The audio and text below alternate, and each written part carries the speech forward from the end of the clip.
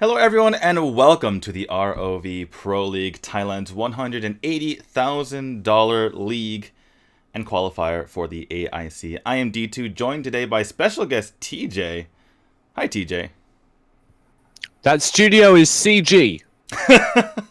You can tell already. Oh my goodness. You can see right through the production. It's actually pretty lit. Well, at least you can't see the green screen effects as you can sometimes on the GCS broadcast. But that aside, we have two matches for you today, this being week 7, day number 2. Taking a look at those standings. Bazaar Gaming absolutely demolished Alpha Red yesterday in a surprise victory, overtaking the number 1 spot from them. And we're going to see those two teams in action again once more today, with Alpha Red going off against the last team in the league, sponsor Unofficial Cool Kids, and Bazaar Gaming going off against the defending champions and AWC finalist IT.City Bacon. I can't wait to see IT.City Bacon again, because they were a lot of fun to watch in the AWC, and Cherry in particular, I got to give me a very strong, firm high five. Cherry, he's a big guy, so I can totally understand why. But we had to work on it. It was a rapport we developed over multiple days. And I'd like you to know, I didn't know this would ever be relevant, but the interviewer on the right at the beginning, she interviewed me at the World Cup. Ah, very interesting. So I really don't know how to say your name. It's like Aumime or something like that. But looks like we're taking a look at the highest KDA of the tournament thus far. Alpha Red's NT, who just demolishes people on the Natalia, takes the top place with an 8.04. First one on the jungle, and then the rest. But Alpha Red actually taking the top 2 there. Fun statistic. The highest KDA in the West belongs to, I believe, one of the members of Dead Rabbits, with an 11 KDA in mid. That's pretty impressive. By the way, even though sponsor Unofficial Cool Kids, or SNCK, as even their acronym is very long for us to say on the broadcast, even though they're on last, one of their players has a very awesome name in Jeezy, so they have that going for them. That's good. You know, sometimes you need to realize that it's not all about the victories. It's sometimes about the spirit, how cool that man's glasses are, and how good your in-game names are. Absolutely. As we take a look at Alpha Red, who really want to bounce back from yesterday, and I hope they do today considering they're playing against one of the worst teams. But here it is, SD, first one, NT, Towels, and KSSA, their lineup for today. I'm just in awe of their hairstyling. I know you're expecting me to add actual valuable insight, but no, I just trust me. That's a lot of hairspray. I was actually hoping for that, exactly, because I know that you haven't been watching this nearly as much as I have been able to watch it since I've been casting it. I'm along for the ride. Exactly. This is my time to watch you shine. I was just sitting here listening to band music and writing sad Reddit comments. And then D2 was like, hey, do you want some casting practice? And I was like, I do. I'd love to help your unofficial RoV broadcast. And I'd love to have this Yamaha bike. Yeah, the amount of commercials that they cram in there is fantastic. And that's why they have a $180,000 prize pool. You know, more the merrier, or whatever it's called. we have the Intel Arena. We are presented by Facebook, and we have the AT&T Replay. Those are the 3 Valor series sponsors. Yeah, I can't even tell you how many sponsors there are for the RPL. By the way, it's called the RoV Pro League. Do you know what the R stands for? Realm of Valor. No, it's actually a southern variant where they go Reina of Valor. No, you're right. It's the Realm of Valor. Oh, I was like, oh, I see. You thought you could fake me out. No. And then when I actually knew what it was, you felt like you had to double down just to make me feel silly. No, I I see assumed you how knew. this This is. is just I a bit. see how this is, D2. You don't get to pull it over on me. We're into the draft for game 1, however. And it's Jagnar. Superman is the first two. Superman has actually completely fallen out of meta in the West. We don't see him played at all. Picked, banned, none of it. He is back in both Thailand and Taiwan, as multiple good and bad teams have found great use for him, including J-Team, who just have been demolishing people. They pick Superman willingly into Omen, because Yuzon just doesn't care. I've always been a great believer that Superman is the skill cap character. It used to be that he was just so powerful that we didn't really see that. Now it's the opposite. He's, I think, powerful enough that a high-skilled player can make it work, but nobody got practice on him, and nobody felt the need to learn all of his abilities well in the West. So as a result, nobody plays him. Well, we have kind of differing bans here on both sides. I bet you haven't really seen Natalia ban very much in the Valor series. But but I believe it. She's insanely powerful in the right hands. If you have teams that are regularly using her, that amount of burst you'd want to get rid of. And NT is one of the best Natalia players. The other great Natalia player in this league is Error, whose name is very hard to decipher, at least it was for me. It's spelled EL2ROR. Took me a while for that one. It's going to cause an error in my brain. Exactly. Thanks. Well, Mina first pick, which I absolutely agree with, because Chognar has been banned out, so therefore there isn't an ability to deal with that. Looks like SNCK was deliberating, between Violet and Mina there, and Alpha Red instead gets the Violet on their side.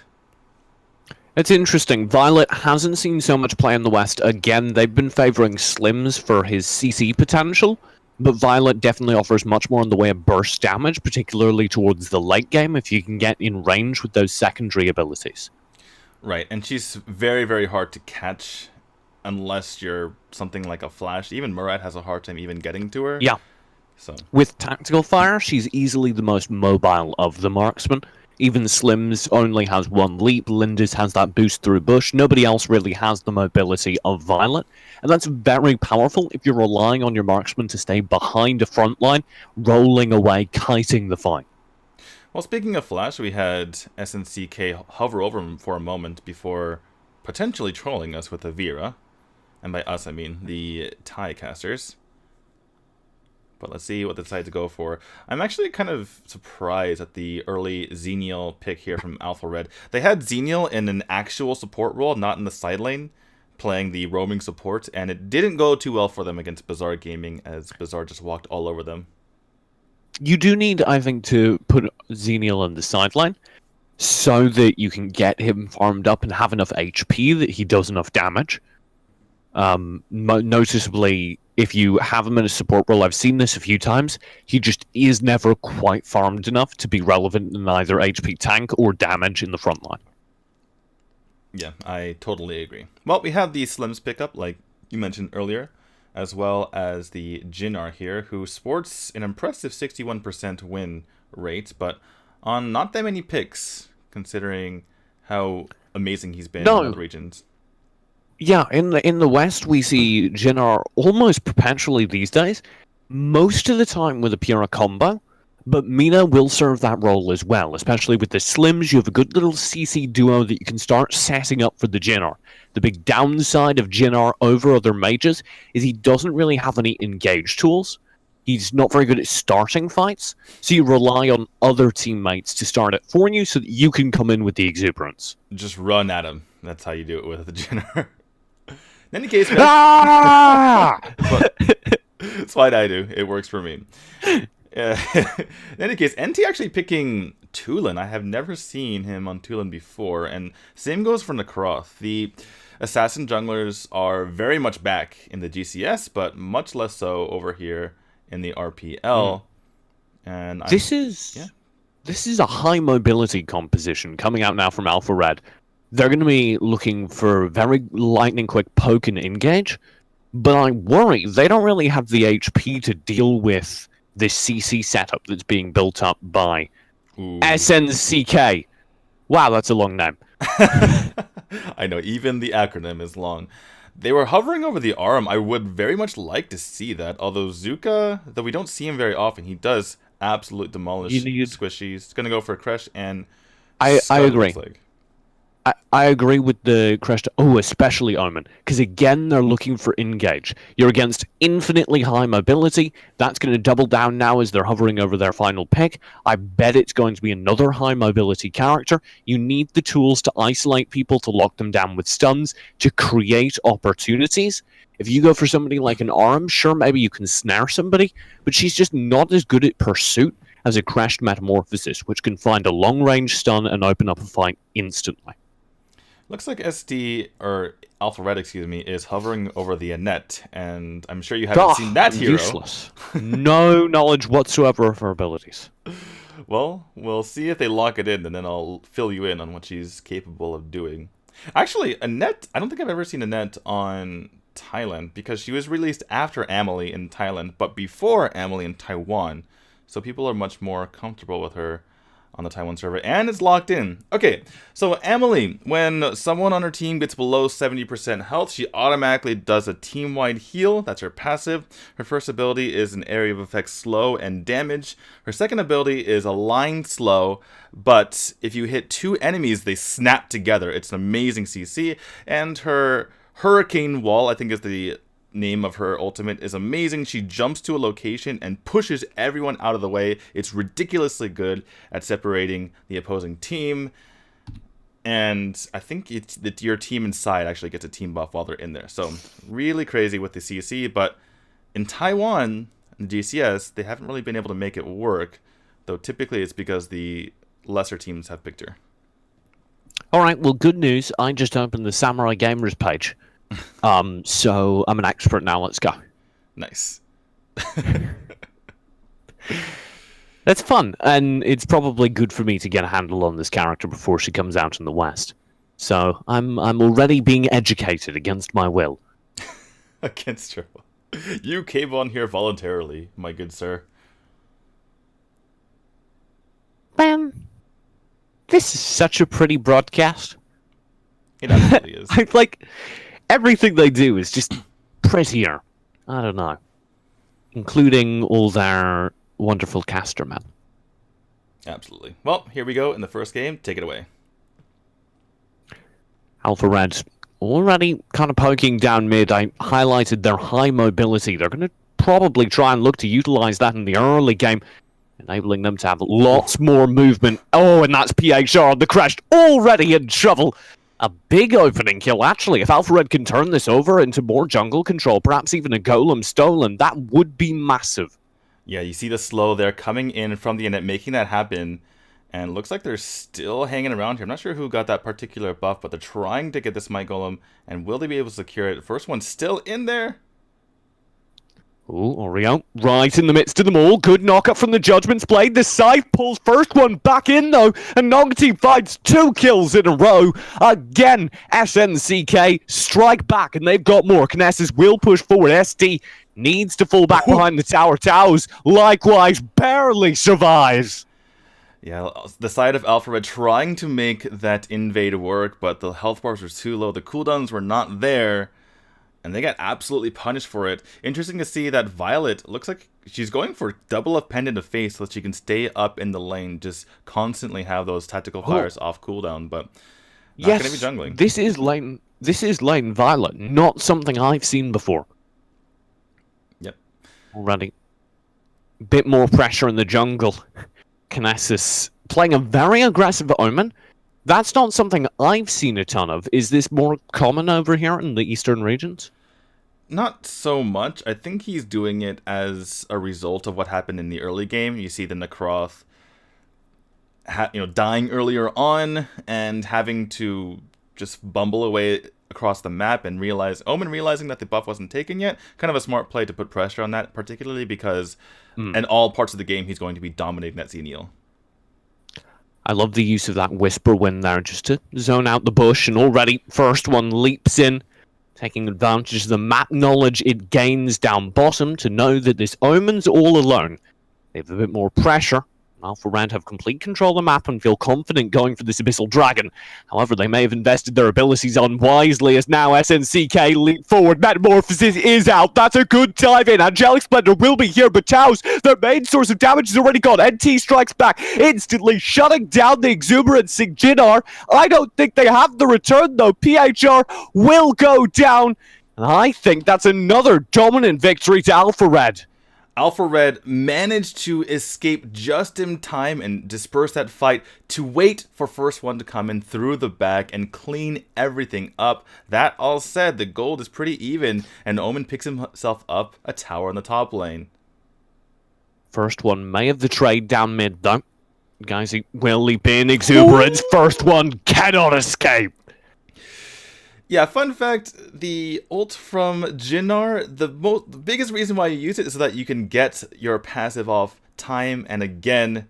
And you see Jeezy, even though first one had escaped the range of Exuberance, still just gets that massive auto attack off and he goes down. I was interested. Towers melted in the opening phase of the fight. Normally that should be it. Oof. Instead, though, well, we'll have to hold on. Already SNCK push very far forward.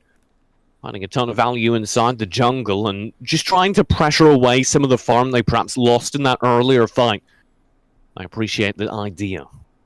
It's very funny, actually, because you think of the crazy amount of CC that you have in Oreo's Dark Dominion and PHR's Crest, his Metamorphosis, but they need both of those because of the fact that Alpha Red just in and out of these fights. They need to have multiple sources of that CC or else this team is impossible to lock down.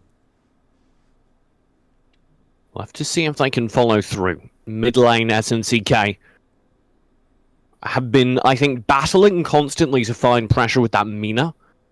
And now that Alpha Red are aware the Mina is the threat, they're just leaving him alone. This leaves perhaps the more ranged threat and the Metamorphosis to be your primary lead. Look at this trap here from Alpha Red, trying to hope that SNCK pushes in. They do so with Metamorphosis. There it is. Flicker in, Dark Dominion, the tower's at half HP, if not lower. PHR does find the kill, Towers is instantly melted, but the return is there. NT presses forward, demolishes Oreo. PHR holds strong though, 1 and 2 kills to him. It's only the Angelic Splendor coming through from SD to rejoin the fight that might spell danger. They've held the tower for now. Nongti will step forward and change that. And Neo Evolution Cool Kids, that's a long name. Take the tower and threaten the Abyssal Dragon. Yeah, that looked like a trap. That's a long I was name. like, oh, I'm just going to say their name just to vary it up. I was not going to say their name just to vary it up. You forgot the sponsor part of the name. That is an SNCK, my good sir. Looks like... Ha. I want to talk about that fight that just happened because I don't believe anything's happening right now. That was supposed to be a trap from Alpha Red. They were waiting for them to jump in, but it turns out that Metamorphosis into Flicker Dark Dominion is pretty strong, and they just cleaned up that fight. Yeah, the ability of the Dark Dominion to pull back their target towards an angry Crest is devastating, and this Crest is doing more damage than he has any right to. Yeah, it helps a lot that the opposing side has lots of squishy heroes, so if you're Alpha Red, you do not want to be grouping up around a metamorphosized Crest. PHR on the bot lane does have that Metamorphosis available. It won't be called out just yet. Instead, the focus shifts over towards top lane, where SNCK are continuing to find pressure inside this jungle. NT in a lot of trouble as he falls back, and Alpha Red have no jungle control to speak of. Keep in mind, guys, this is the #1 team. Nope, hold that thought. Go ahead. Oh. Maybe not. First one in a lot of trouble. Angelic Splendor will come through. There's the Metamorphosis to stall up NT's Thunderbird. He's shut down. Again, the Squid King strikes T2. Towers will narrowly survive the fight. He's able to successfully back up. Knasis in a lot of trouble. Will be very low in the front lines with the untouchable. There's a Whisper Wind to shut down his retreat path. Alpha Red holds strong. There you finally... Wow, KSSA with the snap together on Oh, Flag Spear! Exuberance! This isn't over yet! Kiss is actually pulled right back in. Oreo does his job, and Alpha Red are shut down. Yeah, you see the ult coming out there from KSSA to try to save herself and first one, but doesn't keep her alive in the end. In fact, you saw it for a moment before she canceled it out, but I was going to say Alfred showing that they're one of the top teams in the league with that last fight, just dancing around the abilities of SNCK, but right back they come, take out KSSA, and Yeah. this is just insane because, again, Alpha Red is tied for the most points in the entire league. SNCK is in last by far. And they really overstayed their welcome in mid. That was like a really big mistake from Alpha Red. Especially on characters with such high mobility, they should not have been caught out like that. exactly, and Alpha Red has ST started taking down. Alpha Red, I want to see them look for individual pickoffs and use that mobility to get around the map rather than getting these huge team fights that like this. Yeah, exactly like that, where SNCK definitely owns the huge death ball 5v5 team fight. And that's the power of having those control abilities to open up the fight. Whenever they go for these squishy pokes into the SNCK lineup, they just get stunned, slowed, and obliterated. Whereas when they can move around the map, take advantage of their higher mobility, Alpha Red are in their element. Absolutely. And if there is some sort of massive team fight, I'm really looking for the ultimates from KSSA and SD to help them out. Get that Hurricane Wall, split the team up, make sure nothing happens, get the chaos of the fight out there so that the high mobility characters can get in and deal their damage. And if there's a big, massive, just messy CC wave literally coming from the side of SNCK, that's where Angelic Splendor can help them out. Oh, we're getting back into the game. Now is the time to try and save the day. Ready down to a tier 2 tower in every single lane. Alpha Red needs some control back in this jungle. SD will be trying to earn that. He may have overstayed his welcome, though. A good Dark Dominion threatens to pull him out of position. It's only the Gust Force that really scares back the SNCK players. Yeah, and Alpha Red can't even pursue that because if they go in too deep, PHR is just going to pop that Metamorphosis, and in an instant, you could possibly see Alpha Red all go down. And you can see how threatening this Crashed is, just on the front lines, hovering constantly. PHR splits with Oreo. This is actually a really good setup. There's the Metamorphosis for the stun. Dark Dominion, Exuberance to cut off the retreat, and they are annihilated. Hello? SD's like, where did everyone go? I thought it was helping That someone. was so sick. That was disgusting. KSSA didn't even try to use his ultimate there, his Hurricane Wall, because there was no use in doing it. And this Dark Slayer... He's a meteorologist, he read the weather forecast, and it showed he was screwed. in capital letters, like, I've never seen that weather forecast before.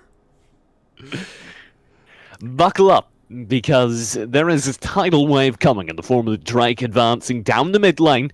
Darkslayer has been taken up, and that means the buff will aid in the shredding of these towers. Only a high ground remains in mid. Yeah, and they're pushing onto that, speaking of SNCK, and really splitting the lane that we see Necroth in the bottom. Good wave clear still. SD managing to keep it wide. That Necroth, like you say, advancing as far as he can. There's an Omen sent to intercept. Nongti will be burned down, actually. KSSA claims credit for it. Now NC pushes forward with the kill to their favor. Hurricane Wall will be deployed. They've got the Angelic Splendor of PHR with the Metamorphosis. That devastates the setup. Oreo's very, very low. They're able to play around it. An absolute mob of Alpha Red players surrounds Oreo and is eventually able to whittle him down. Finally, the mobility coming in here for Alpha Red. Doesn't help that Nong T was taken out very early so that he wasn't there for his damage, but first one comes along. Omen does not have that kind of mobility to get around the map as quickly as him, and they're able to clean up the fight. And all of a sudden, we're looking at an even gold score, and the tower situation isn't terrible. No, and now with this Abyssal Dragon, they're going to be able to win any fight for the next few moments. That's going to make it almost guaranteed they get a few towers. We'll see how much they can get out of this. Obviously, they need to use their teamfight capabilities in order to push down these towers, sort of like the old Dark Slayer buffs. So, not going to be an easy thing. They don't have the Drake on their hands, but they are building up into the respective builds here. Xenial at that 7.1k gold, getting all of that defense up, so much health here, and the cross starting to hit pretty hard, actually builds into the Clavis Sancti for that nice good old RNG, the critical chance on his side. First one's playing this so dangerously. And you can see SNCK are a little bit done with this, but he's dancing around them. He reads PHR like a book. The man's exposed now, and it's time to make some calamari. He'll fall back behind the tower, already chipped down to half HP. Talk about playing with fire. There's so many CC abilities, and speaking of which... There it is! Metamorphosis Dark Dominion Towers will be able to withdraw the tactical fire, leads him right into an exuberance though, and he is slaughtered. Now things look dire for Alpha Red. They're losing lane down bottom and players up top.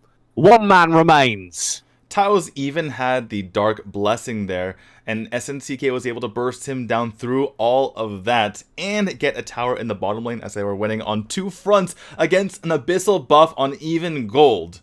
This is not looking good for Alpha Red if they can't even win in that situation. Yeah, the second they had that double engage down bottom, Alpha Red should have been able to rotate 4 people up to the top lane, knowing they had the man advantage. Instead, they lost that fight. Now they'll lose a high ground. Oreo lands another sick little scythe pull just to ensure there's no possible defense. Things look very desperate indeed. So SNCK isn't doing the best at clearing these side waves. They're allowing Necroth to go ahead and deal with that, but their team fights are going extremely well, and they're managing their ults to perfection in order to take out Alpha Red, and that's working great for them. By the way, good old Fenrir's Tooth on our buddy Crush here, so that's a lot of damage when he becomes a big boy in that metamorphosis state. Believe me, I've been noticing. Knessus will be dueling as ever the Nakrot. The rest of the team goes in. Guys, oh my lord, the exuberance timed with the metamorphosis. Angelic Splendor will come through. That stalls up the fight, but the high ground tower has already been lost. It may not matter though. That was a sick Malleus. SD slows down the fight. However, Chaos SA is immediately under threat. The slow is applied. Great play. Slowing down, shutting down the attackers. Nongti should fall as well. However, he disagrees and is narrowly able to leap to safety. Oreo maybe stalling out for him. This is dangerous. First one's Dark Dominion on his attempt to flank. Oreo goes down. Nongti in the bush, cannot withdraw, and he too will fall. A complete team wipe, and Alpha Red suddenly have turned the tables. I just gotta say, that was the most optimistic recall I've ever seen from Nongti. Hit like 2 of them. Well, in any case, they're pushing on. These dead times are kind of long here. Kinesis and Jeezy are going to be back in the fight, but that was They don't get it. That was the ultimate bait and switch there from Alpha Red, though. Everyone was in so deep from SNCK. They didn't need to do that. All they have to do is play it slow, metamorphosis the bottom lane tower, and they have the super duper minions, and they're good to go. And instead, they overextend, and Alpha Red is back in the game. And if they get this Dark Slayer, it is their game to lose. That's why SNCK cannot allow it. PHR is nearby. Geisy as well, but they don't engage in time. Dark Slayer is taken by Alpha Red, and Geisy, he's already spent the exuberance. First one's very low, but he's able to withdraw. Geisy will fall. PHR needs to turn this around. There's the Dark Dominion. Oreo grabs 3 on aggro, and they will not be able to find any of them. It's only NC to fall in the early phase. Nongti's the player responsible for that. First one goes back in. Good knockups for the Judgment Blade. PHR falls. No metamorphosis spent. Kinesis will be trying to re-engage onto SD, presumably. He's very low on HP, but Malleus is back in to slow down the pursuit. I believe the rest of his team a chance to withdraw. I believe mid-Malleus away, he was actually Death's beckoned toward him. So that was, I believe, a good play from Kinesis. Watch this now. This could be game. The super minions have arrived in mid. It will be a slow from the Gust Force. First one goes in. Death's Embrace does land, but Oreo is very, very low. Nongti, in the meantime, whittles away at the core. They cannot stop him. And sponsored not Neon Evolution, cool kids take the game. Oh my goodness, I can't believe they pulled it off at the end. They made it difficult for themselves, but they pulled it off. Yeah. Shows a fucking long name.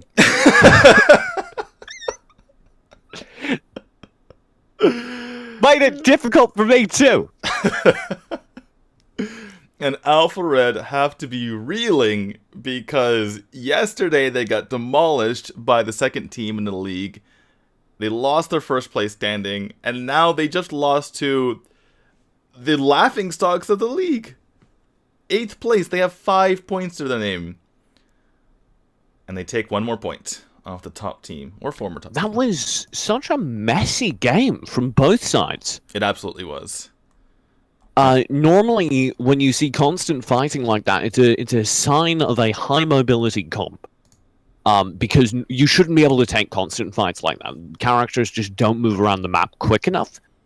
But Alpha Red was just constantly fighting and constantly losing. And then when they did gain the upper hand, several times they decisively gained the upper hand and just overstayed their welcome in really devastating ways. Yeah, look at this fight here, just getting demolished under this tower somehow. And then they try to chase, and then back comes PHR. Yeah. What are you going to do against that much true HP this early in the game? There's a reason Crashed is an early game monster, and there's a reason you typically run compositions into Crashed that have some CC, some potential to stop the fight. Not only does this Alpha Red composition not have very much HP, not have very much frontline, it also has very little control. Tulin can't really slow or stun anyone, neither can Violet. First one and SD are their only 2 major sources of CC. You saw it in the very, very beginning of the game. They got the first Crash pick off, but from then on, after they fell behind in gold, they needed to stop taking these fights, even if it was like a 3v3, because they just didn't have the control necessary. In this particular fight, we see SNCK way overextending and trying to get those kills and not working out for them. But seemed like the team that tried to aggress was the one that ended up throwing it to the other team. Yeah, well, it was oftentimes these fights, just like this fight. It just lasted too long. At this point, this should have been a call to retreat from Alpha Red. Absolutely. And instead of doing so, they just keep fighting, and they buy so much time, and they don't address Nongti just sitting in this bush, whistling away in their HP. And maybe they didn't that see him. felt like it was a constant factor. Nongti constantly was unchecked. For a team that is predominantly an assassin, for a team that is predominantly high HP, even now, it's absurd. It's absurd that you can't kill the backline. Yeah, that's pretty. Like, I can't think of. I agree with the man on the left. His facial expression is kind of where I'm at. He's like, what just happened? But yeah, that is really unacceptable to have that many mobile heroes and no one dives the Slims. It just seems like they're not really playing as well as a team as they should be, and someone needs to sacrifice himself for the Slims, because then they can just dance around the remaining members. Like once the Dark Dominion and everything is gone, they can dance around, but they can't dance around if Slims is killing them. That's the problem. And that was kind of a weird consequence of their team comp. Normally you'd say, alright Macroft, dive in there, kill their backline, don't worry about anything else. But the Nakroth was their main source of control abilities, so if he died, everything was over. So, yeah. Make a more sensible draft next time, Alpha Red. Please, for the love of God, draft something with HP and control. Well, the good news is that SNCK is far enough down the standings that picking up this game and gaining themselves a point, because this league is based on individual games, which are points, it won't matter as long as Alpha Red wins the series, but they're giving themselves less of a chance to do so. And look at this. Bye-bye Crushed. We don't want to deal with that guy anymore. I should think not. No, the second somebody bans Chognar against you, you should know they're planning on running a ton of stuns. The second somebody bans Natalia against you, you should know they're planning on running a tankier composition.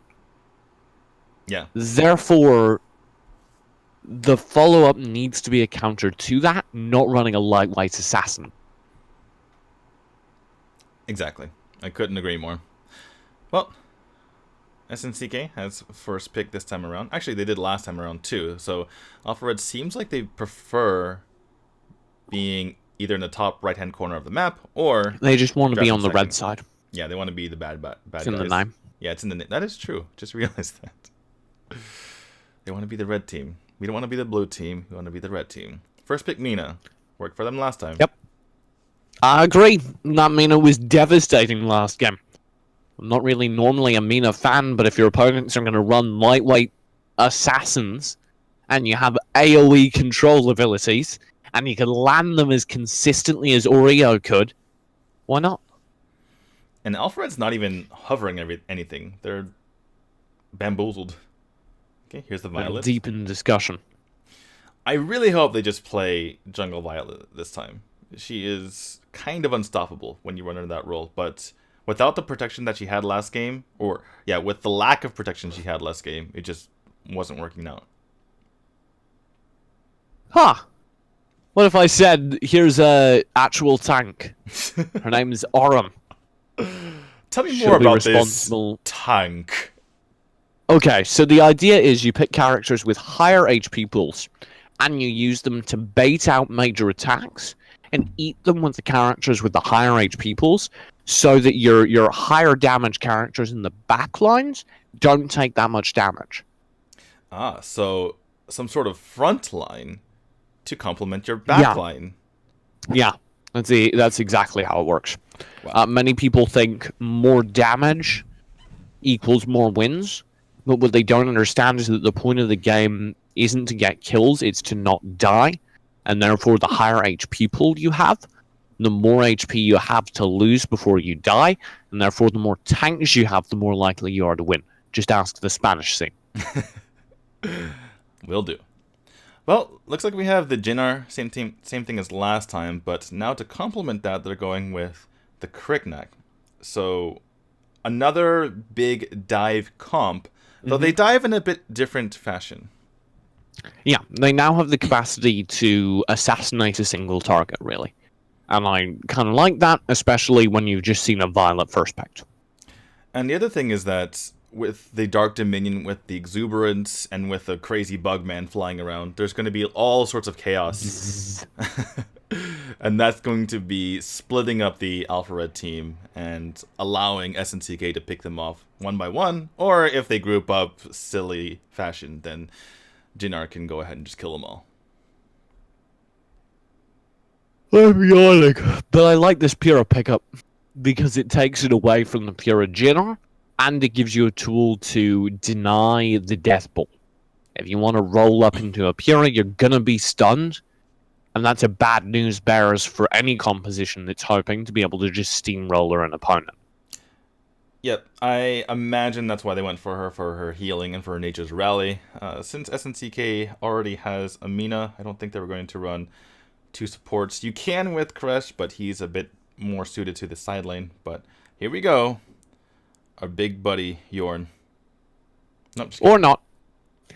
Slims comes through and I favour him for his stuns. That's why he's so popular. The Flying Spear as an engage tool is very, very useful. You can also run Fennec in this composition very, very well because the Mina has a great ability to pull people back into the Chainhammer Cyclones. And that in and of itself is one of the most powerful things combo-wise available in the current meta. Well, Superman is our final pick here, which kind of explains why, oh my goodness, why Alpha Red banned him. But they say, you have a DC character, we counter with our own DC character. Unfortunately, Batman doesn't actually have abilities other than wealth. Yeah. Batman's superpower in Arena of Valor. Actually, he doesn't really have one. Batman sucks in Arena of Valor. And they shouldn't have picked him. Did someone... Is there, like, a mole or, like, a plant in Alpha Red's team? Are there other betting markets? Why don't you repeatedly draft really weird things? I don't know. Are there betting markets for this? Did people put a lot of money on Presumably. I won't throw any throwing accusations. Let's theory crap, though. You take a look at the opposing composition, maybe you're thinking, let's win early game hard. Batman does have that potential. An early farmed Batman, a Batman that gets out ahead, is more terrifying than possibly any other character within the first 10-minute mark. Maybe they're just looking to apply pressure to the Fennec, really start off with a bang. That's exactly what I was about to say. For some reason in the RPL, more so than even the GCS, though you do see it a bit in the GCS, the lane marksman has really become a thing, and not Valheim, but just any marksman. So they're going for that with the Fennec. So you run lane marksman when you're running an assassin. Right, obviously. So that's the shift. That's the reason, because they're running jungle assassins these days. You did see... SD will open up. You can see this arm actually I quite like into a Superman, because you have the range slow of the uncaged and the snare should they get close. It's like Super Omen. Yeah. You just lock him down, make him not fly. Got those beasts on him. That's called walking. Yeah, I forgot.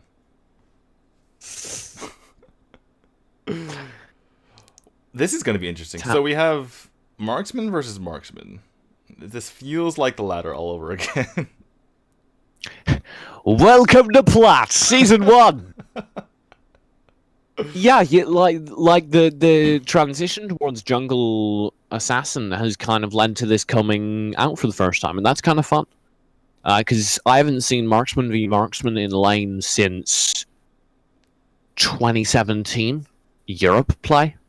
Right, because even when they had assassin junglers, sometimes you just skip the marksman altogether when marksmen weren't really in the meta at all, and you just have this deathball comp that doesn't rely on any backline. You just jump into their faces and kill them. We talked about early setup from the Batman. Thus far, I'm disappointed. Very defensive play from first one. He was a big impact on that last game for Alpha Red, so hopefully he can step up. The thing is, you're playing a Batman into a hero in Correct that also scales very quickly, so it doesn't really make a whole lot of sense in my opinion, but they're congregating around this Abyssal. Good for us, centering out from Kisser. Definitely trying to open up this fight, but the Abyssal Dragon's already been taken. There's the Nature's Rally. Drog engaged through, and Taos barely survives. Yeah, the heal coming out there just in time. They're able to take the Abyssal Dragon, though, speaking of SNCK, so that's good for them, certainly, and they're able to push them back. So despite the fact that Alpha Red narrowly survives there, they're certainly on the back foot. Knasus swamps over from his terrifying home in Game 1. Now he's chilling over on a Superman. And they're looking for a Batman v Superman matchup. First one manages to survive the threat, though, just hovering back for a while while Knesset scoops his allies out of lane. That is devastating. Kisser will be able to avoid the Dark Dominion, but there's an instant punish. The drone drop comes through. First one will strike back. Geisy falls. The power of Batman is demonstrated, but they're losing an awful lot of jungle, potentially. Nongti pushes forward. Oreo lands the pull on the Golem. They're losing a lot of farm. Yeah, SNCK doing a very good job of causing havoc, like we mentioned, with all the crazy abilities that, you know, the Superman pushback, the Exuberance in. Unfortunately, they could have played that slightly better if they had paid more attention to their mage and not allowed him to die. But it's alright. Not alright. Thunderbird, point blank range. Oh, goodness. And T opens up. There's a good kill. And Alpha Red are back in control of this game. First one's going to play pretty aggressively here. The Batarang detonates, and he steals that Might Golem. That's gross. Kisser will be pulled in as well. That Dark Dominion did land. First one may pay for his avarice, but they're able to scare him back, and Towers pushes forward, claiming the kill onto Nongti. Morio needs to retreat. Will barely get out of range. Nongti got stunned out by the Batarang and attack, but decided he would rather run back through a Violet and a Pura than pursue the kill, and I believe that was the wrong choice there, as he dies anyway. And Alpha Red right back into this game when I don't feel they really should be, based on how they've been pushed around so far. I mean, Batman. Okay. Yeah. Okay. Leviathan Batman. Okay. He's a tanky boy. I guess I'm learning things. Oh, there's a flicker exuberance. I might not be learning things for long. First one needs to run, but he and Taos annihilate Geisy. Nongti pushes forward. He'll try and find something, but he's snared and shut down. PHR does have a chain hammer cyclone. Will slow down the front lines and allow Alpha Ren to stabilize. Do get the Abyssal over on SNCK. That is about all, though. KSSA doing everything he can for his team to stay in this, shutting down that exuberance by instantly popping that Nature's Rally, taking a couple of shots from the tower, but that's alright, and Alphared making this work somehow. Oh, don't linger here. That's why NC dives in. Oh my. 2 more kills found in an instant. NT! Oh, No! lightning strike away from the healing light. Not the best of decisions, I'll be honest.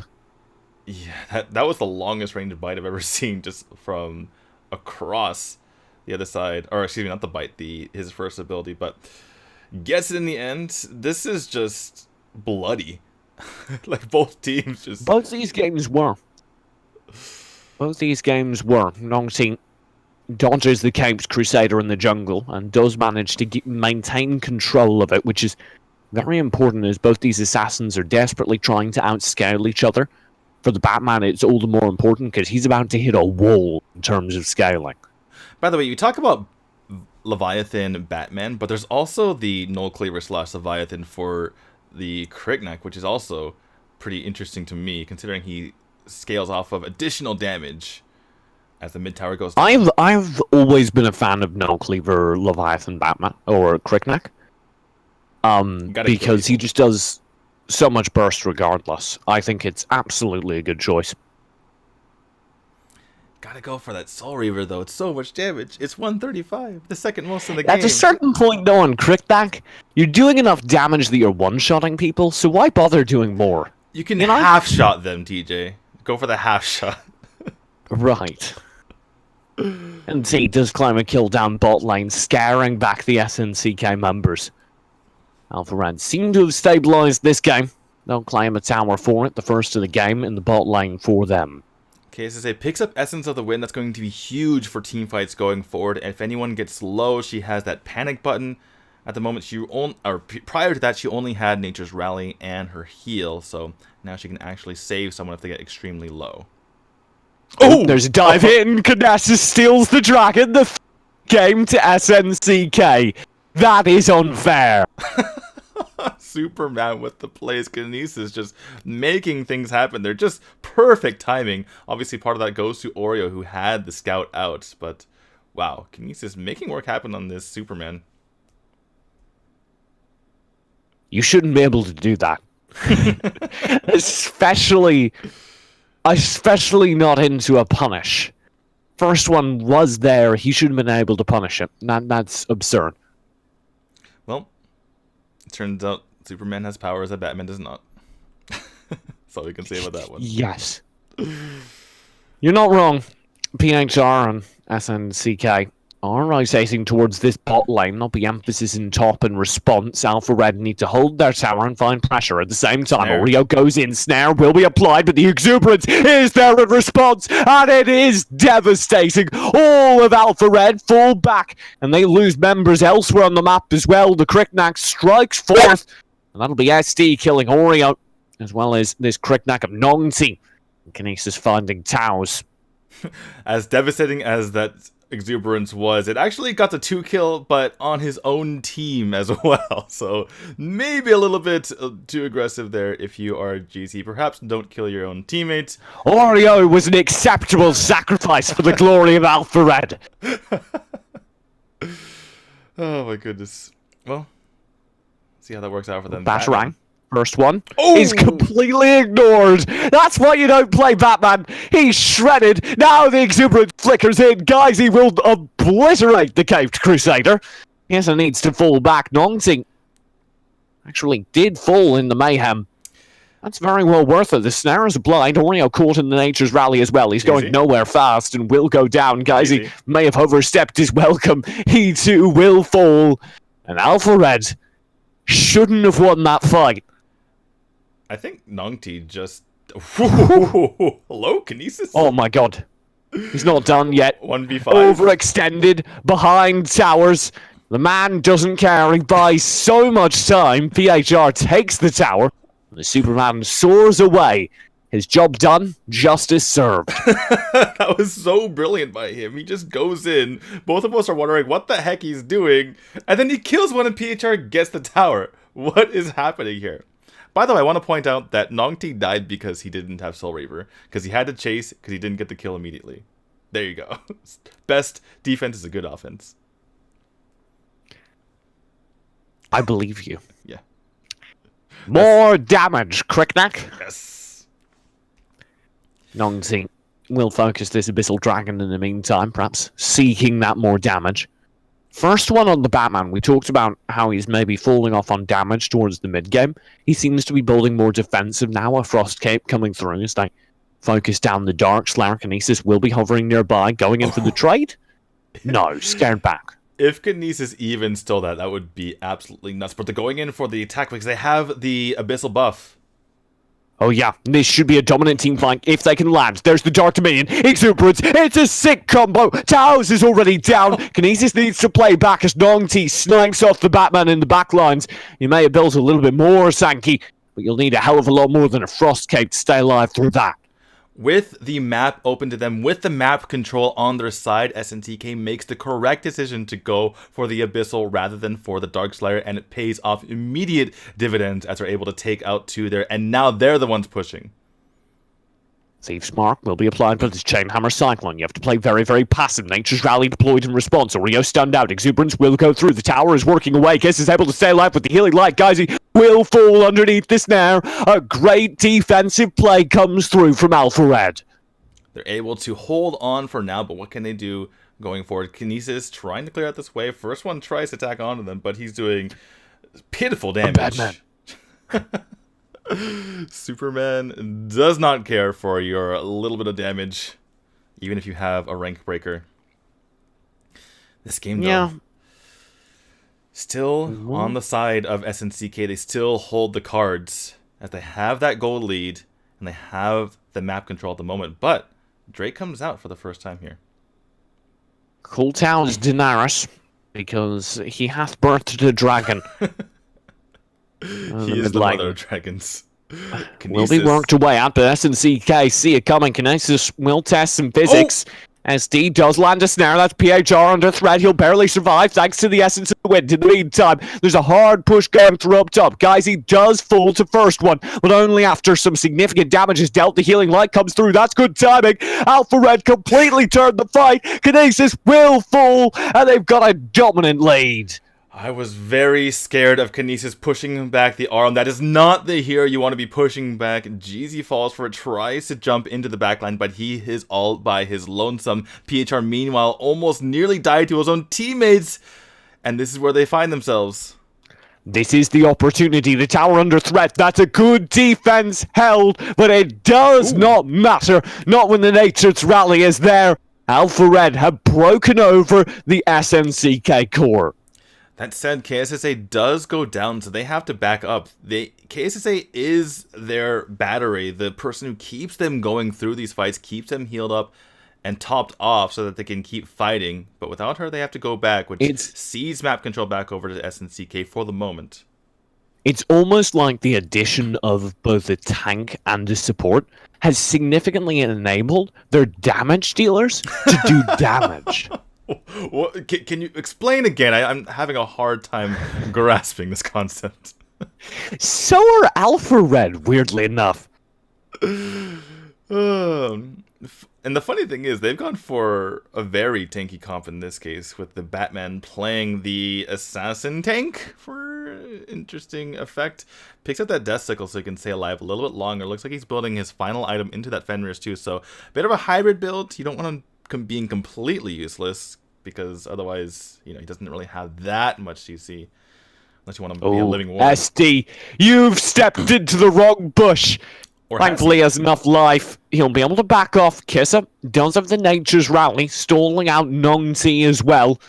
I'll save the tower, or try to, but nobody goes down. Yeah, they lose the tower to the Siege Minions, which is not the greatest if you are Alpha Red. Inattention. They could have totally dealt with that.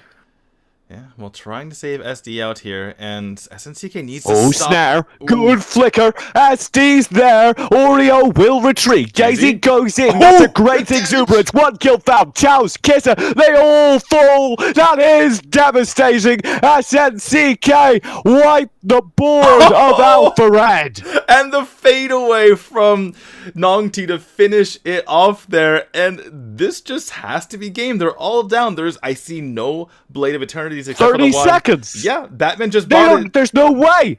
Yeah, this game is over. All of the They've sudden. got the wave clear.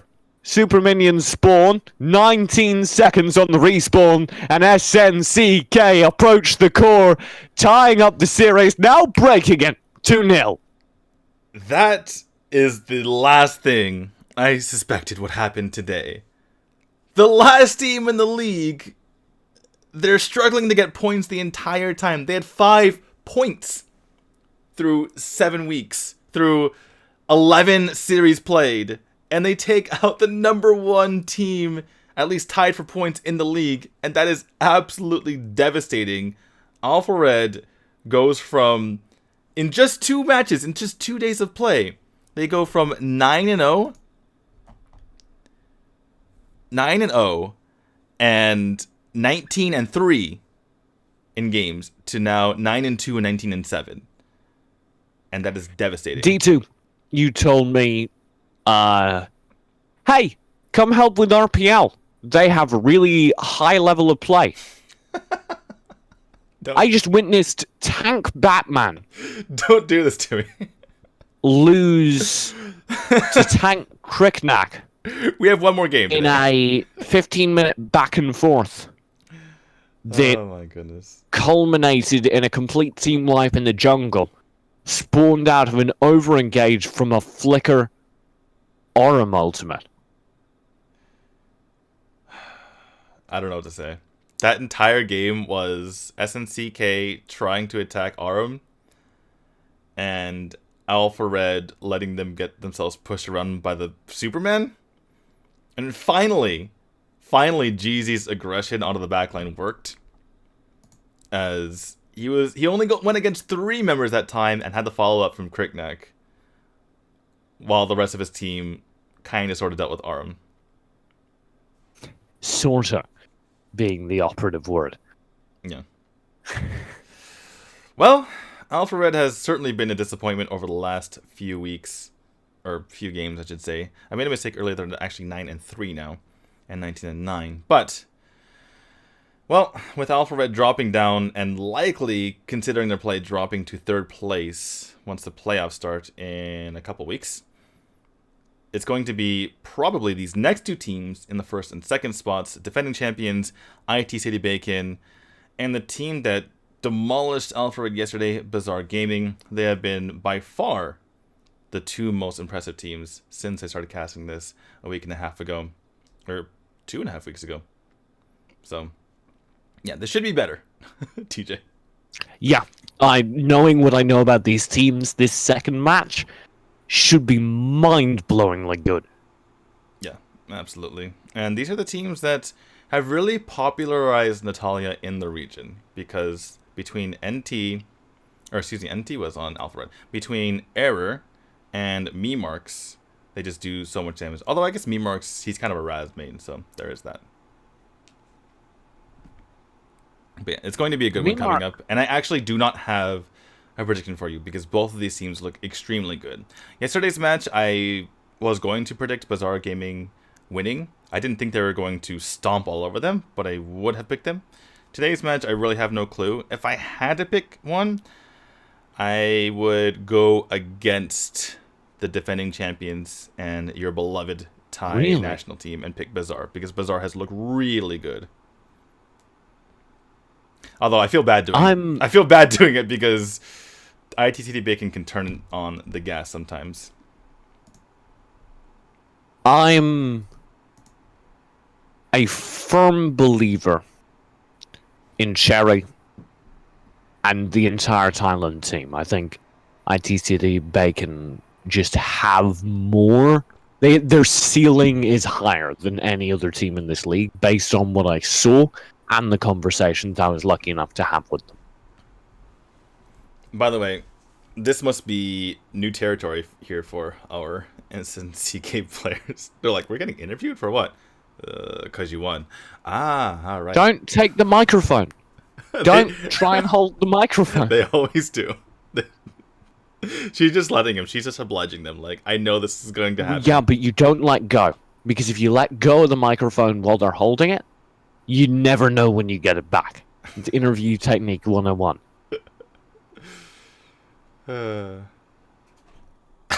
He's holding that like chopsticks, interestingly enough.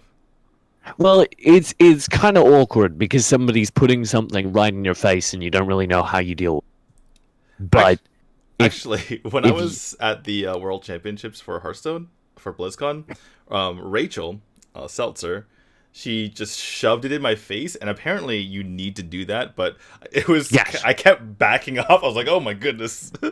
And well, the microphone, depending on what mic it is, but typically interview microphones, especially in live environments like an arena, do need to be right up against your mouth.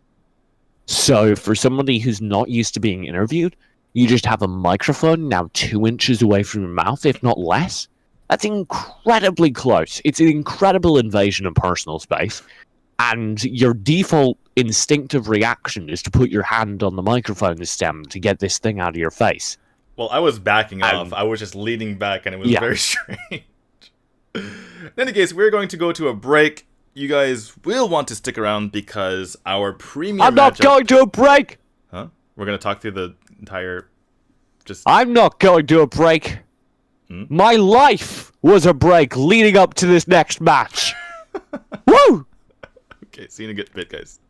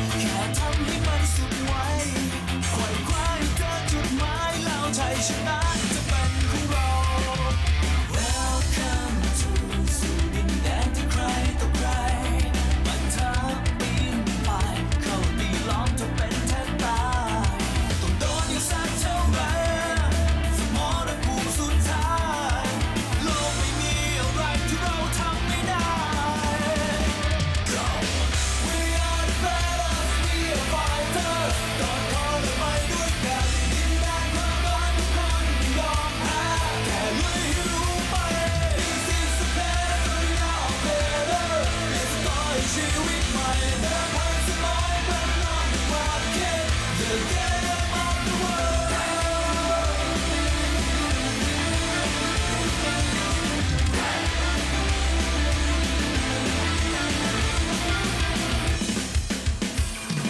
Some people walk away, some people want to stay. Everything is up to you, you're gonna win or gonna lose. To live is life to play, 'cause life is such a game. No matter what it takes, just keep going on before you die. Welcome to สู่ดินแดนที่ใครต่อใครมันท้าปีนไปเข้าตีล้อมจะเป็นแทบตาย ต้องโดนอยู่สักเท่าไหร่สมรภูมิสุดท้ายโลกไม่มีอะไรที่เราทำไม่ได้ Go We are the battles We are fighters กอดคอและไปด้วยกันดินแดนความรักทุกคนไม่ยอมแพ้แค่ลุยให้รู้ไป This is the plan We are better Let's start ชีวิตใหม่เดินผ่านสมองพลังลมในความคิด The game of the world This is my life My fun Gonna win And never give up until I die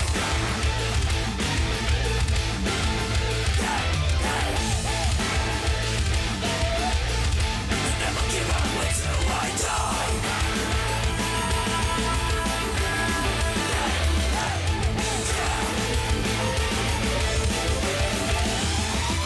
Welcome to สู่ดินแดนที่ใครต่อใคร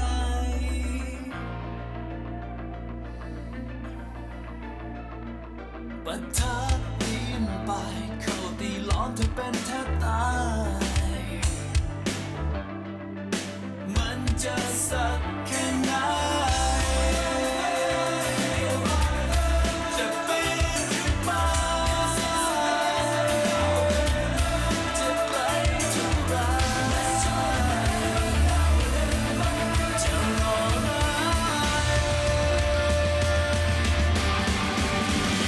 Go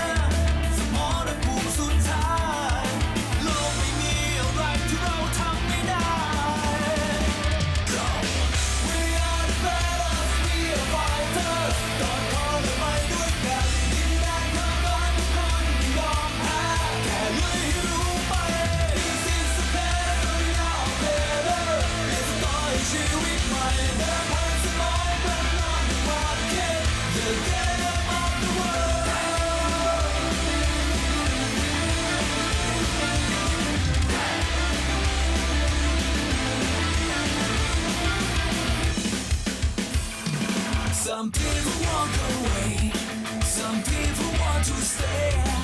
Everything is up to you, you're gonna win or gonna lose. To live is right to play, 'cause life is such a game. No matter what it takes, just keep going on before you die. Welcome to sleeping down to cry, to cry. But time in fight, could be long to bend time by. Don't know you such a right, so more of who's so tired. Love me be alright to know time be night. Go, we are the battles, we are fighters. Don't call it by doing that. In that moment,ทุกคนไม่ยอมแพ้แค่ลุยให้รู้ไหม This is the plan, so we are better. Let's go ชีวิตใหม่เดินผ่านสมองรันลมในความคิด The game of the world สวัสดีค่ะกลับมาพบกันอีกแล้วนะคะสำหรับการแข่งขัน RoV Pro League ซีซั่น2 Presented by Move S ค่ะ การแข่งขันในวันนี้นะคะดุเดือดมากเลยค่ะ เพราะว่าหัวตารางเขาเจอกันค่ะ วันนี้นะคะ Bazaar Gaming Gaming นะคะเจอกับ IT.City Bacon ค่ะ ตอนนี้นะคะเขาก็อยู่ตรงนี้แล้วค่ะ ขอเชิญเลยค่ะ เชิญเลยค่ะ โอ้โห วันนี้พิเศษสุดๆเล ใช่ ย ตื่นเต้นเห็นเขามากัน2คนนะคะแล้วเป็นคนจีนด้วยนะคะ ก่อนอื่นเลยให้แนะนำตัวก่อนเลยค่ะนี่ฮาว อ่ะ อันไหนคือแนะนำตัวก่อนใช่ไหม ใช่ค่ะแนะนำตัว 先介绍一下自己泰国观众大家好，我是从台湾来的教练林口。 สวัสดีครับผมผู้ชมทุกคนนะครับผมเป็นโค้ชมาจากไต้หวันนะครับชื่อว่าลินโค โค้ชลินโคนะคะ ใช่ค่ะ อย่างฟอร์มการเล่นของบาซ่าช่วงนี้นี่ดุดันมากเลยนะคะ แล้วเราเนี่ยอยากจะสอบถามโค้ชว่าก่อนหน้านี้ได้มีการปรับเปลี่ยนอะไรกันบ้างนะคะ ให้เราให้ฟังเล็กๆนิดหนึ่งค่ะ 我们近期的状态是非常火热他想知道说我们最近是不是调整了什么东西才会有这么好的表现我其实主要工作就是给选手们方向啦。我觉得最主要还是因为选手非常认真，然后也牺牲自己的假日练习。โอเคก็อย่างแรกเลยครับผมเขาบอกว่าความจริงแล้วเขาไม่ได้ทำอะไรมากเขาแค่ให้เหมือนกับว่าเป็นแบบอย่างคร่าวๆของทีมไว้ก่อนเลยว่าเราต้องทำอะไรส่วนที่เหลือทุกเนี่ยเป็นความพยายามของนักกีฬาล้วนๆเลย อีกหนึ่งคำถามแล้วกันนะคะ อย่างวันนี้นะคะเราจะต้องเจอกับ IT.City Bacon ที่เขาเนี่ยชนะมารัวๆเลย เรากดดันไหมแล้วก็คิดว่าจะทำได้ไหมคะในวันนี้最近那个 IT.City Bacon 的队伍，他的状态也是非常不错，就是一直连续赢了几场。我们今天有没有什么压力？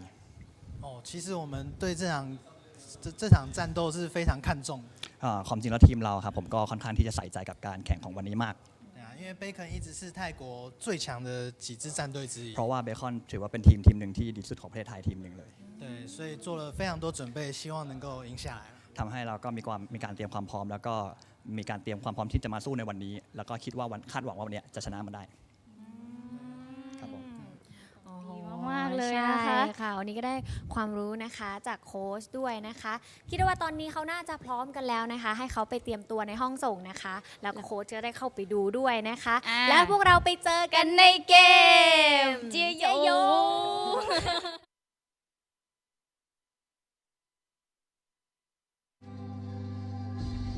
ต่างมุมมองต่างที่มาต่างประสบการณ์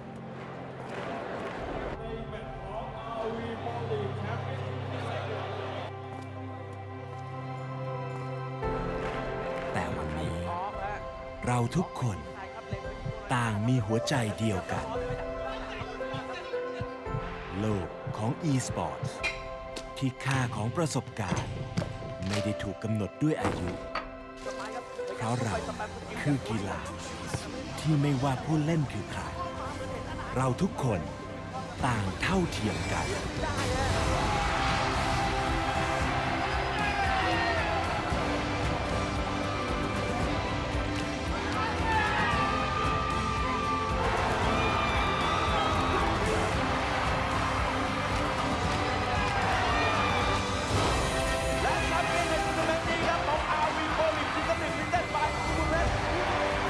เพื่อความฝันแห่งชัยชนะที่จะดังก้องอยู่ในความทรงจำตลอดไป คุณพร้อมหรือยัง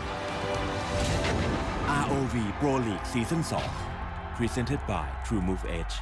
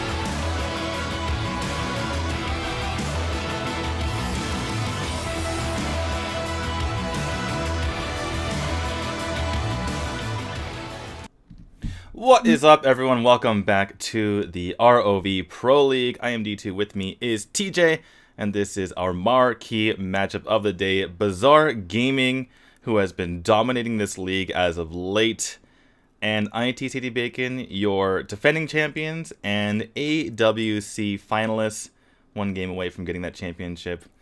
And TJ, I asked this of all my co-casters, who do you think is going to win just based off of the set you just saw? Who has the better jumping punches? I'd just like to point out that the RoV Pro League tunes are banging. I agree. They are very nice. I know that's unrelated to your question, but that's okay. Damn. Sick, man. Yeah, absolutely. Well, it's kind of spoiled by the fact that I do acknowledge these two teams. But any video that features Shari is like a 10 out of 10 for me. So, yeah. All right, we have a homer for IT.City Bacon. Just kidding. Well, I'm going to be picking, very tentatively, Bazaar Gaming to be winning this one. And I imagine you're going to be going with the team that you covered in pretty great detail. I gave 3 of that team hugs. I have a personal relationship that I would like to disclose. I have a conflict of interest. Have you placed any money on IT.City Bacon, perchance? I've placed a lot of my good feelings on. I'm really rooting for them because I want them to succeed because they're nice. They are pretty nice. Well, whichever team wins this is going to be in first. If IT.City Bacon win it, they'll actually be technically in second, but tied in points for first it'll just go to a tiebreaker. But if they win 2-0, they'll have Seoul place a first, and if Bazaar Gaming wins, then they'll be in Seoul places first as well. As we take a look at Bazaar Gaming, 07T, Defoxin, Era, Jami, and Tony. I believe this is a different lineup from yesterday, if I remember correctly. I don't believe 07 was there? Someone wasn't there. In any case, that is their lineup. And RUS... That is sick little man bun? Yeah, that is a sick little man bun. That is Error. He is a sick mage player. As you see, the other sick that mage checks player... out. Oh, deep breath. Whew, that was a good man bun. As you see, the members of IT.City Bacon, your fan favorites of this league, counting TJ in there as well. This is going to be a good one. And yes, he does have a man bun, and yes, he has an amazing personality whenever they interview him. He is jumping up and down and being quirky. I think you'd like Mr. Error. As somebody who has been defined as quirky in the past, I identify with him. Yeah, so are your loyalties wavering a bit by the man bun? No. Man buns are great, but they don't undo the bond created by high fives and hugs. Well, when Bazaar Gaming goes to the AIC and you give him a nice high five there, we will see then that. my loyalty may waver. We're into the draft phase. Already crashed Chognar banned out for Bazaar Gaming. IT.City Bacon choose the Kriknak as their initial removal. Kriknak was pretty devastating yesterday in the hands of Defoxin, and so too was Jinnar in the hands of Error. By the way, we have to point out who will win, 07 or 007? 007's nuts. This is true. It is very true. I just always wanted to call him James, and I never felt quite comfortable enough to do that. But, you know. James Bond gets out of there alive. Well, they're going down to the wire here for Bazaar Gaming's third ban. Going to go with the Roxy, which leaves quite a few heroes open. And yeah, I early believe... focus on control characters, really, from Bazaar Gaming. The Chognar is included there as well, which is a little odd. Normally, Chognar is defined as the counter to the control character, so you don't ban it if you're going to ban out Crashed, Roxy, etc. Characters that made it through the draft to keep an eye on. Valheim, Yebeneth, etc. So... Also, I'm Mina. curious. And I say Mina Also because IT.City Bacon, when they played against Alpha Red, they specifically, when they were picking first, allowed Violet and Mina through to the first pick, and they picked Mina over Violet in that situation. And apparently, it was a bet on the side of Alpha Red at the time that they would pick Violet so that they could get the Mina, but both teams valued the Mina more. So I imagine that IT.City Bacon... it's like to be valued. That's all to say that I think IT.City Bacon is going to be really preferring to go for the Mina. But I could be wrong. Sherry has played a Mean Yebeneth. Lindis is the first lock-in. Bazaar Gaming grab it. IT.City Bacon do confirm that Mina you were talking about. Yebeneth is still on the board, but in the sideline they'll prioritize the Omen. Perhaps to dive the back line they're kind of anticipating and have sort of seen. We'll see the support response from Bazaar Gaming. They wanted Aurum. Is this a Yebeneth? It could be. I'm curious to see how Omen does against Yebeneth. Yebeneth has shown himself to be such a dominant side laner, but part of that is because once you have your little scuffle, he runs to the bush and he's healed, and the opponent isn't. So he gets to sustain through that. But Omen notoriously doesn't let you leave, so that could be a problem if they decide to go for the Yebeneth. They go Valheim instead. It's a very valid side laner into just about anything. His CC potential makes him hard to deal with if you can't close distance quickly and burst him down. Yeah, this seems That's why. like a counter or a way to deal with the Omen. Neither of these heroes... Oh, I like this IT.City Bacon draft. Well, I do love I me... really like this draft. I do love me some me marks on Raz. He plays up Okay. quite a mean Raz. Maybe the best in the world. Remarks on Raz, yes. But also, they have that Slims as well. So they have such a good engage series. You have the Omen, Slims, Mina, Raz, all of which are good stun CC engage characters. There is no way to stop that. I look for maybe a little bit more HP to be run in their bot line. Superman? I would go something a little bit tankier. I don't think they have quite enough of a front line. Malik still on the card. Something along those lines would make me happy.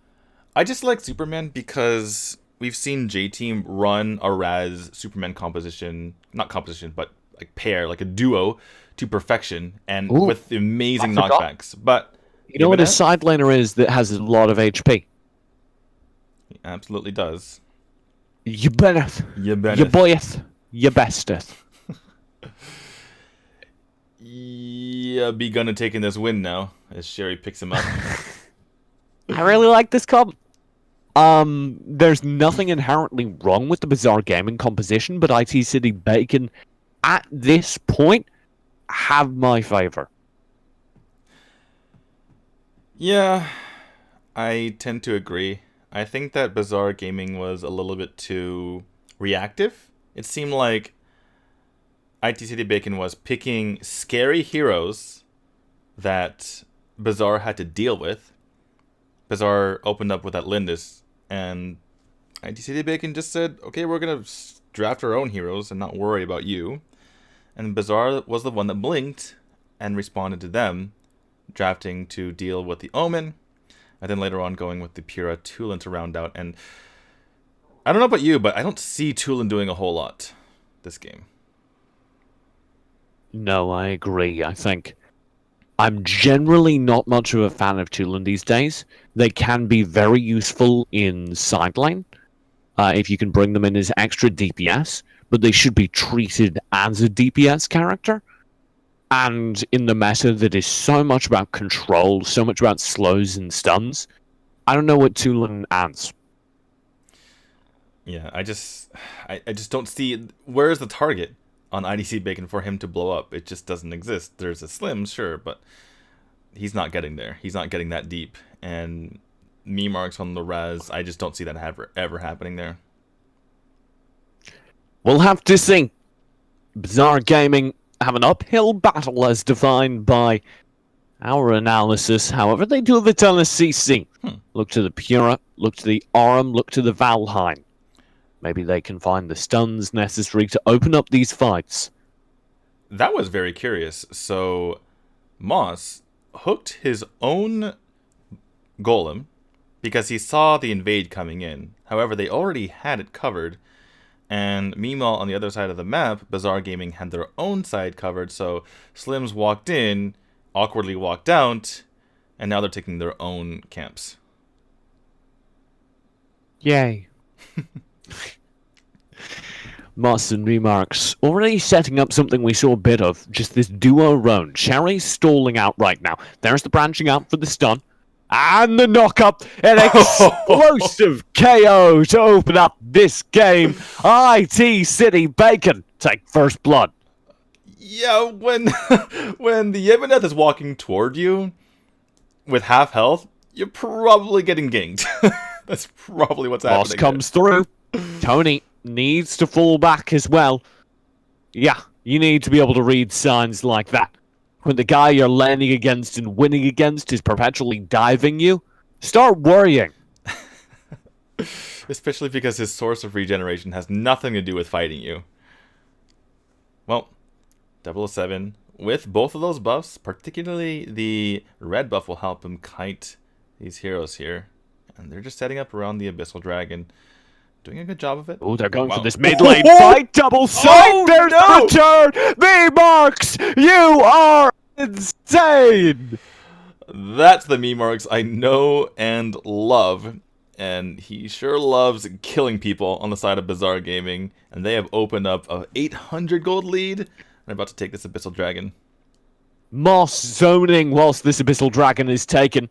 He walks away from a deep trip into the enemy jungle, completely unscathed. IT.City Bacon have the initial dragon, and they're challenging for a Might Golem as well. There's the scythe for the pull. They lock it down. Buff goes to Memarks. It absolutely does. And that's just another insult to the litany of injuries that Bazaar Gaming has suffered thus far. And IT.City Bacon are just running them left and right. And this is doubly impressive considering Bazaar Gaming was doing this exact same thing to Alpha Red yesterday. Did you know they won a game against the then #1 team in the league in 7 minutes and 40 seconds? Bazaar Gaming did, and now they're getting pushed around. This isn't going to be a 7-minute game. I don't think so. That's all I'm saying. IT.City Bacon 2-0 up, most of that off the back of really good rotations from Memarks. The good news for Bazaar Gaming here is Jami is holding his own in this lane with Omen. Sherry getting pushed in, but he should be perfectly fine as he's a big tree boy who regenerates whenever he feels like. 47 seconds on that Abyssal Dragon. And IT.City Bacon, you can see, are pretty aware of this. They've already brought a rotating through. Members are completely split up. Slim's across the map dealing with the Arum, and this is just great map awareness, realizing that no one is there to punish this. He's just being a nuisance, and you see Bazaar Gaming now having to rotate over to match that. And oh yeah. Look how much space he's Look at opened the up. double commit here. Remix may be in trouble. Snare will land. He's in a lot of trouble, actually. The Nature's Rally comes through. But the fact that that comes out means that now IT.City Bacon have complete awareness of Bazaar Gaming's rotations. They'll try and take advantage of this with an early focus through to the Abyssal Dragon. Bazaar Gaming knows exactly that, and they come straight back over. The Tulin and the Pure are coming over to try to contest this, but I don't believe it's going to happen. 07 will be able to grab it. Cherry in a lot of trouble as well, actually, though. Cherry will need to be able to Redwood rush over, but he does, and in the meantime, mid lane, Alindis is annihilated again by Memarks, who's currently sitting on all 3 of his team's kills. Yeah, just absolutely dominating. By the way, fun fact, you can Redwood rush over walls. So I didn't know that. Now I do. I did. I was testing, and it was really funny when I found that out. I was like, huh, that's not like Thane. Well, no, not at all. 007 does have threat here as well. Oh. It'll be Remix playing his front line. Good Death Embrace. Tony's Nature's Rally won't reach anything. That's actually quite clever. Being able to full disengage, leave the Pura split. Now commit hard. There you go. Another scythe kill found. A tower slain in mid. 07T will try and find a response. He gets the tower bot lane, but there's a full rotate coming through. Moss, can you find this kill? You can find the scythe. Well, there's no follow-up, though, because 007X is still tied up inside the jungle. Won't be for long. He did use Flicker there, so that is something to keep in mind. It was kind of a botched Flicker, but he does get away in the end. That said, if any fights occur with Valheim somewhere around there, he might be in trouble, like right now! What about this? Dark Dominion and the follow-through. Where's your Flicker now, 07T? Where's your Flicker now? Well, blink, and you'll miss it. Tony, in trouble. Only a healing light spent just for defense. IT.City Bacon dominantly in control of this map now. Well, one thing to look out for is Era just finished his Orb of the Magi, so he will be slowly ramping up that magic damage. That said, he is a Tulin, so you would have expected more of an impact by now, as that early game hero that he is. But yeah, this is a devastatingly bad start, to be perfectly honest. And the other thing to keep in mind is that Essence of the Wind has already been picked up here for Moss, whereas Tony does not have that. So the panic button, the ability to get someone low, get the shield on them immediately, is on the side of IT.City Bacon as well, so that helps her team fights even more. Abyssal Dragon, half HP, kited out after an engage. This flank from me, Marks and Moss, trying to cut off the retreat back towards the mid lane tower. Healing light from Tony on the engage. Nature's Rally will come through. The Dark Dominion is deployed defensively, but they find the kill. Moss will fall. Remix holds the front line, though, in his place. There's the disengage. Oh, 007. You just had your tank die for you. Now Cherry's here. He'll take front line and be snared. And he'll survive the experience with very little threat to his life. Redwood rush through the wall and disengage. IT.City Bacon not realizing that they were facing a 3v4 that situation. Sherry and Remix too late to come to the fight, and their team was already dead by that point. And Bazaar Gaming starting to come back in this game. Yeah, too late to the fight, and it might have cost you an awful lot more than one. This Abyssal Dragon now up for grabs. Only Cherry in the area to contest. Bazaar Gaming don't know this. They're playing awfully defensively. Oh! Cherry, are you kidding me? I'll take that. Just poke my little tree bench in, and thank you very much. That's very tasty. I believe the scientific term for that is yoink. Just yoink it Remix. right out of there. We'll grab a tower. Death's Embrace deployed. Snare will slow down this fight, but Tony? Jommy, realistically, can you get away? In the meantime, Tony's in a lot of trouble. Nature's Rally is deployed. Moss willing to Thunderbird, but B-Marks comes through, and that strikes true. It just flickers in and takes him out with ease. Does get a little bit of uncaged onto his face, but that's okay. He'll be fine. As they turn around and take... You cannot cage me, Marks! Not this boxer. Not this kickboxer. No way. The Dark Slayer will be taken. And that's IT.City Bacon, now in complete control. With all the bacon on their side. This buff is going to help them quite a bit as far as being able to push down these lanes. They really... IT.City Bacon, I suppose all the top teams in this league are very keen on taking the towers and keeping that map pressure on. So this Drake is going to do even more. And don't sleep on the fact that the healing buff is actually great for team fights as well. V-Marks spending his time clearing mid.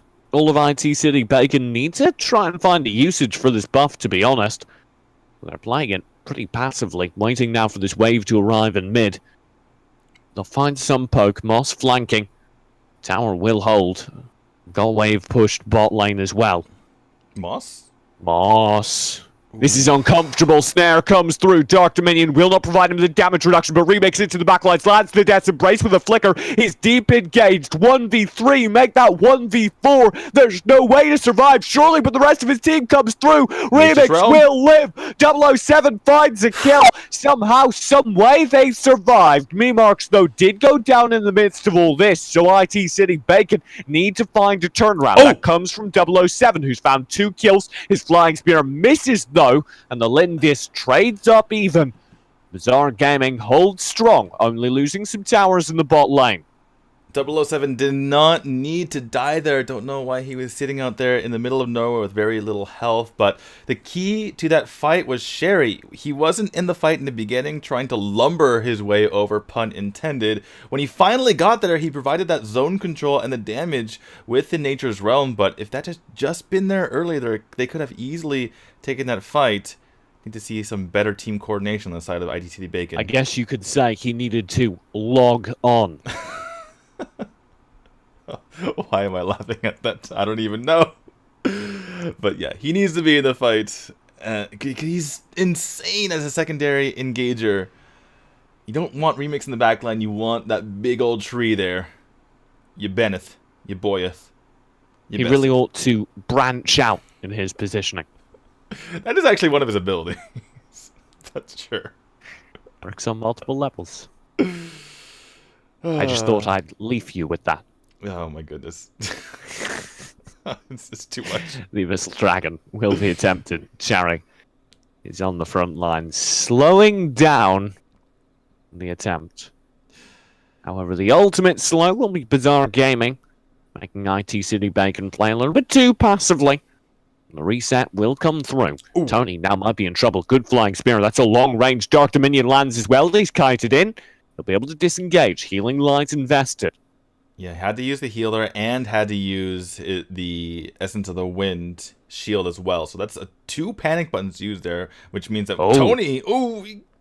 Dark Dominion for a second time. The dive in, and Zora is ended. Tony has the Nature's Rally. Cherry's eating a lot of guns, but he does not care. Redwood Rush comes through, and the turnaround is there. Remakes deep into the backlines. Does need to play careful, but he's stalling out perfectly. And now with the untouchable, they surge forward, and Bazaar Gaming is no more. A complete team wipe. Everything changed because Sherry was in the fight, and they did what they needed to do with Remix doing the split push. Sherry, just look at how much control he had over that fight, slowing members, stunning members, dealing damage to members with that massive Nature's Realm. They couldn't run away. There was no way to do so. And they're taking multiple towers as their reward. The respawns are here. Memarks. Oh my lord! Memarks doesn't care for your respawns. He's just got them right low right now. That one power surge did like a quarter of his target's HP. Yeah, taking a look at his build, he does have the boomstick and the Hecate's diadem as well as the Spoopy's mask. So not only is he doing tons of magic damage, but he's piercing through as well. Looks like he's going into the Rhea's Blessing, as you can see at this final item there. So going to have a lot of healing on top of the damage that he's dealing. Bazaar Gaming. Well, the game's kind of going downhill. With one high ground already exposed, they're going to need to play pretty passively and hope to live past the 15 to 20 minute mark. One good engage from IT.City Bacon will trigger a full rush in, and their core will be exposed. Sherry has an extremely tanky build on his side, looking to go more tanky rather than damagey, so look for him to be really on the front lines. He can actually go under tower and use Nature's Realm, and you'll probably stay alive. We'll see if that becomes an option. Waiting for the waves to push in on the side towers at this point. Invest a lot of defensive cooldowns on the main ones, and then IT.City Bacon can punish elsewhere in theory. I would actually like to see IT.City Bacon be a little bit more aggressive, particularly because of the caliber of team they're playing against. They really don't want Bazaar Gaming to get back into this, though I guess you could say the opposite about throwing as well. If they overstep, perhaps they get taken advantage of. So they are going to back up and take this Darkslayer instead. Still have that 8,000 gold lead. Look at how much quicker it's taken the second 007 shows up. The man is built.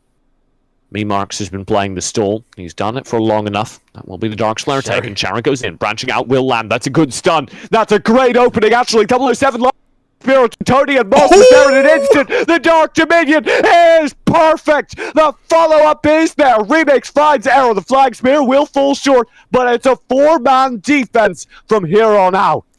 That Dark Dominion on 4 was absolutely nuts. Moss goes in there with the flicker, gets the Dark Dominion.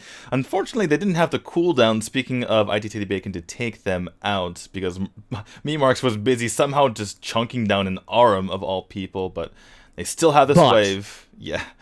They still have wave, they have a 4-man defense, and they have the Drake still to summon. Here it comes, arriving in the mid lane. Bot lane, actually. Mid lane tower will fall. The last high ground stands in bot lane, and Cherry's already on the flank alongside Remix. This is just rude.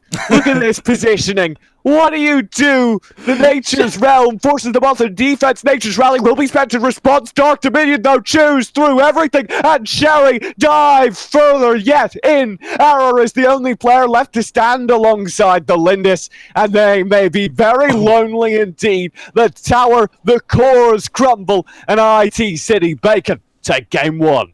What an impressive game, showing their dominance between this battle of 2 top teams in this league. Sherry can't even keep his breath because he's so excited about that one. That was so dominant. After we saw the dominant performance from Bazaar Gaming yesterday, Memarks showing why you need to ban out that Raz, quite possibly the best Raz in the entire world. Me Marks is nuts. Yeah. Is that? Can I say that? He is all of the nuts. He's he's the mixed nuts, the cashews, the walnuts, the peanuts, just all of them.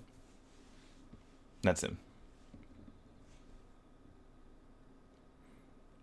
And despite the fact that 007 was extremely farmed up, extremely fed, Meatmark still matched him in damage. Yeah. And my lord, was Remix insane as well. I'd like to highlight this because obviously Remix and Moss get highlights, Cherry as well, but Remix, every single fight, was diving far further than any Omen should get away with, and managing to chain people down with Death's Embrace, isolate the retreat.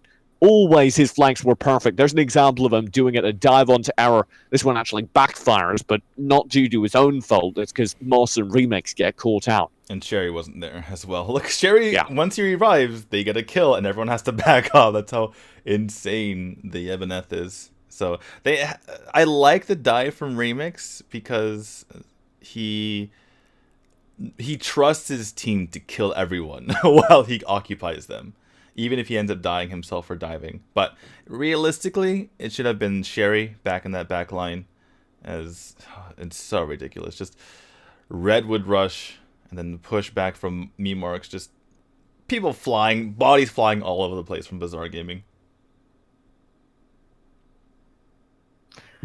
I'm still in awe of some of those executes. IT.City Bacon just always looks so pre-planned. Like this final one with Cherry using the Nature's Realm just to zone out any hope of defense. Like that's just so clever. Well, that's what you can do with Yevonith. You can literally stand under the tower. Although they they just trolled Sherry right there. They part the Red Seas for the Thunderbird to actually land. But anyway, that aside, you can actually stand under tower with Nature's Realm as long as you're healing on the opposing team, which is really funny. The more they try to defend against you, the more you actually farm up and heal up on them. If you ever get sad, just remember the world is 4.5 billion years old, and you were lucky to exist at the same time as this. Very true. Although, I would like to think that I am happy to live in a society that is so technologically advanced, rather than... Although I guess that does... Esports, boys! Okay. Literally the only reason I'm alive. Literally the only reason. And figuratively. Just all of the reasons. Game number 2, Bazaar Gaming. What do you change? Don't get outdrafted. I think they were so shook in that game. They were so scared to engage because they knew. I think they knew after the draft. They're like, "Uh-oh, this is not good," and they didn't have any confidence in their ability to counter roam, to counter apply pressure, and that just did them in. They seemed to be on the run the entire time. I think everything starts with the draft. I want to see a change up, and so far it's the same. There's the change up. No remix, or Memarks rather. You won't play Raz again. Yeah, Memarks. Once you take away his Raz, he's quite a lot weaker. His other amazing mage is the Flash, and as long as you don't draft a team that's weak to the Flash, you'll be okay. He turns from Superman into Clark Kent a little bit, and he's your run-of-the-mill, good, professional mage player once you get him on a Crixie or something like that. But yeah, he on the Flash or Raz, he is dominant. The Roxy will still be banned, this time by IT.City Bacon. That, of course, means they do forego a Violet ban. Mina first pick coming through from Bazaar Gaming. I like this. They don't prioritize the marksman jungler, which is kind of irrelevant. There's not that much to choose from between Slims and Lindis. And they go for the Mina, which caused a lot of their problems. And not only that, force them to draft around that Mina in particular. That said, by banning the res, they let the Violet through, and Violet goes over to Bacon. Violet Omen over to IT.City Bacon. Not a bad start at all. That came out wrong. Okay, in any case, good start for them, like you mentioned. And will this make Bazaar Gaming respond to the Omen? Or will they try to build a strong draft and perhaps get a little bit pushed in by the Omen, but not get pushed in on the rest of the map? I want to see a little bit of damage coming through in this next draft phase, and I don't want it to come from a Tulin. I do not believe. I want to see Ibanez. The arm was okay. I'd rather see Ibanez. Ooh, I like Natalia. Provided there... I wouldn't have drafted Natalia so early on, because I feel like IT.City Bacon from here on in can just pick like a Flash, for instance, have a little bit more mobility, and they're set. That is true.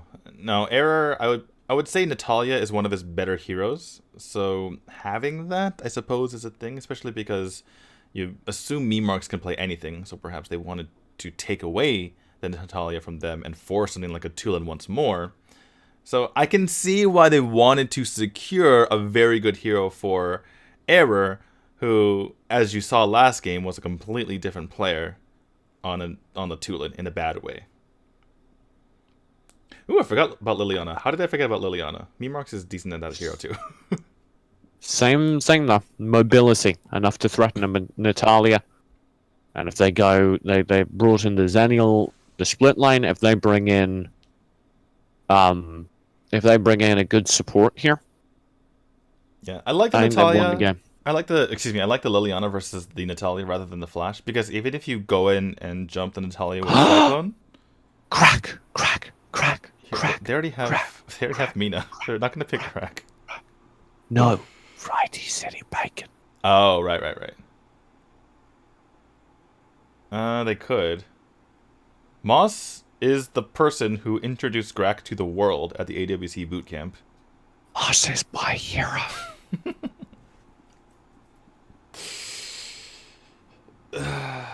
They could still go for Yebeneth and play a support Xenial. We've seen it before, though to bad results. We'll go Malik instead. Same thing, a little bit more HP, probably smarter than Grak because you get a little bit of damage as well. The cleave will come in handy. That does leave the Xenial. Oh, this does as well. This does leave the Xenial in that support role. And for those of you I disagree with that. When they're running the Malik, I've seen support Malik as well, and I'd frankly prefer that over the support Zenial. Support Zenial just doesn't quite have the farm speed for me. But, what do I know? he's basically an Angelic Splendor bot, and he can run away from bushes when he's scouting. That's kind of the idea. He has the shield as well, so shield is used a lot more defensively when you're playing the support Xenial. And for those of you watching who are like, what are you talking about? Why is support Xenial strange? Doesn't it say support on his role? It's like, yeah, but he actually is a DS lane character, and support is just a name only. Support Xenial. The game also thinks Gilder's a tank, so, you know. It also thinks that Crack is a mage. Is it really? Yeah, tank mage. Huh. And the weird thing about that is the ability on Grak that does the most damage is Devil's Chain, which doesn't make any sense, because if you land the Devil's Chain, they should be dead anyway.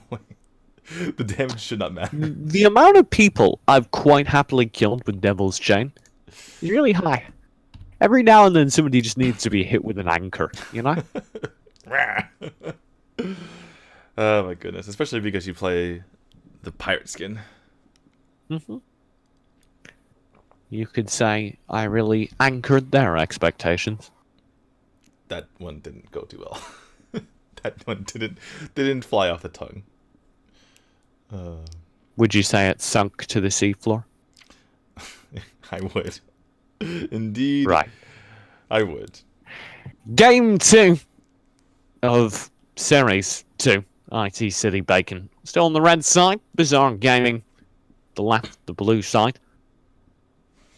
Need to make up for a somewhat disastrous performance in Game 1. Already they're challenged in mid, and already goodness. 007. Ugh. The damage is amazing. Wow, just Defoxin, get out of there. Jami's like, I'm here. I have many beasts. I am one of the best at invading. Oh goodness, I have no backline. Defoxin will just rotate back to deal with his own farm. No invade is successful at the start here. And that means that Bacon is a bit faster. Oh, so much damage. Blinding light. Error might be in trouble. Memarks and Moss were quite seriously considering the option of going for Error there. That said, they do not want to walk in a straight line toward Natalia, especially when those arcane spirits come off cooldown very quickly when they hit an enemy hero. That's not a place you want to go. Tony? Oh, Memarks is just on Error. Memarks just... And Memarks has him read like a book. Good Arcane Nova shreds Moss's HP, about half HP still on him at the end of it. However, Error definitely lost that exchange. Yeah, his man bun not going to work out for him now. Oh, Tony, hello. But yeah, Memark's just completely ignoring the front line, completely not even worrying about the Mina next to his Xenial, knowing where the damage comes from, wants to scare off the Error, and does just that. Bacon take that tiny exchange, but looking at the gold, Bazaar Gaming actually ahead, and Defoxin, cheeky play, coming in, invading onto IT.City Bacon. He's a risky boy, particularly because Remix has worked things out. It doesn't matter much because the rest of IT.City Bacon are otherwise occupied around this Abyssal Dragon. Moss will miss the Malleus. Main purpose, though, is zone. 07T here with the repeak. 007 will get the dragon. IT.City Bacon. Now Johnny pokes out. Snare will land. Moss is in a world of hurt. Pulled back into the Arcane Nova. He barely survives. The Malleus will take him away. He'll recall the base and be able to rejoin with an Angelic Splendor. So if there's anyone to get chunked, it would be him. That was a reverse situation there. Death Embrace! Angelic Splendor! Defoxin is gone! Oh my goodness, that Angelic Splendor was absolutely perfect. There's no snare here either. He's gonna go down. Oh my goodness. Error falls as well. Mid lane, Memark still has his number, pressing far behind the towers in order to find that one. IT.City Bacon take the first tower of the game in mid lane. I love both of these teams playing their heroes to their limits and knowing exactly how much they can get away with them. Unfortunately... Teamy? Hold up. I just made a connection. Teamy, in addition to being T and me, is the word team. Yeah? Because it's two people. So it's a team. Oh. But... Moss will be pulled in. Dark Dominion. Okay, Nova. Lethal Raise. That's gross. That's overkill. Oh my goodness. Between the snare and the Dark Dominion and just the pull in general, IT.City Bacon has to be on their toes. Particularly Moss has to be uber careful about any pulls because he is going to get evaporated. Sherry can hold this, I think. Nature's Realm is pretty nuts. Nature's Realm is nuts. Nature's Realm. Deployed defensively. They don't even challenge. Yeah. No, thank you. They do force out the ult, though, so that's something. Oh, Death's Embrace. Tony lands a double Dark Dominion. Arcane Nova will be deployed, but they find the kill. Lethal Ray from Error doesn't find enough. Mid lane will be controlled. IT.City Bacon take advantage of that to focus down the Abyssal Dragon. This is very smart rotation from them. They're not going to stay on it. Instead, opting to try and grab 07T. They've got him. The flicker's botched. He's knocked very low.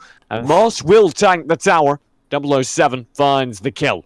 Ooh, speaking of kills. Top side. Remix. Remix goes down. By the way, I love... 007T still have action in the bot lane, though. Lethal Ray will go wide. That's a wasted ult. and that may hurt them quite a bit. 007's farming back. Cherry will pop the Nature's Realm. Tony can't burn through it, despite the Arcane Nova already applied. They've got slows. That Reiki shot, oh, it's inches away, but they still find the kill. Now the re-engage comes through. Tony is in a lot of trouble, but Moss doesn't hard dive because DeFoxen is chewing away at the back line. Memarks is stuck in Fox form for the next few moments, and that does suck. He doesn't have any poke to work with. Well, he has it now. Just look how deftly IT.City Bacon is playing around the abilities of Error, just dodging every single one of these arcane spirits and arcane novas and making sure that they don't get evaporated by her abilities. It almost doesn't matter what level or what set of items she has, she's going to chunk through anyone that gets hit by that. And it's really impressive to see from IT.City Bacon in order to evade all of that. That said, Error not doing his job, he's had a few misses here and there. And it can be difficult to land, but he's got to step up his game a little bit here. He may find it trouble because the steps up are closed. Oh my goodness. Got to use the elevator, mate. Tony is in a lot of trouble as well, trying to hold the mid lane. Memarks will press him back. The tower's gone. I get the feeling that's why Violet is banned. Yeah. No, you're right. That's a good gut feeling. Just avoid the scythe, avoid the lethal rays, avoid everything. This is a good trap, but Memarks ignores it. 4 members here. Oh, that's good. Ooh. Dark Dominion will be applied. There's no follow-up. Lethal Rays comes through and is ignored thanks to the Angelic Splendor of Moss. Remix in the meantime will flicker in, causing threat to Jommy and opening up this mid-lane tower to Pug. They're getting so much work done all around the map here. Moss, though, taking a lot of damage. That's a big chunk peeled off. He'll have to think about what happened in his life, what went wrong. DeFoxen will need to perform a similar procedure. 007's doing so much damage. Mid lane, I believe that was a Death's Embrace that was landed by Remix onto Jommy and scares him off of his duties clearing wave, and 007 cleanly picks up tower. Now Jommy will land the snare. Lethal Rays there in combo. Oh, Nature's Realm. Tony, you've stepped into the wrong neighborhood. Memarks does fall, though. 007T gets a full combo off, untraded with, but they annihilate him in response. Bazaar Gaming somehow still lose out the trade.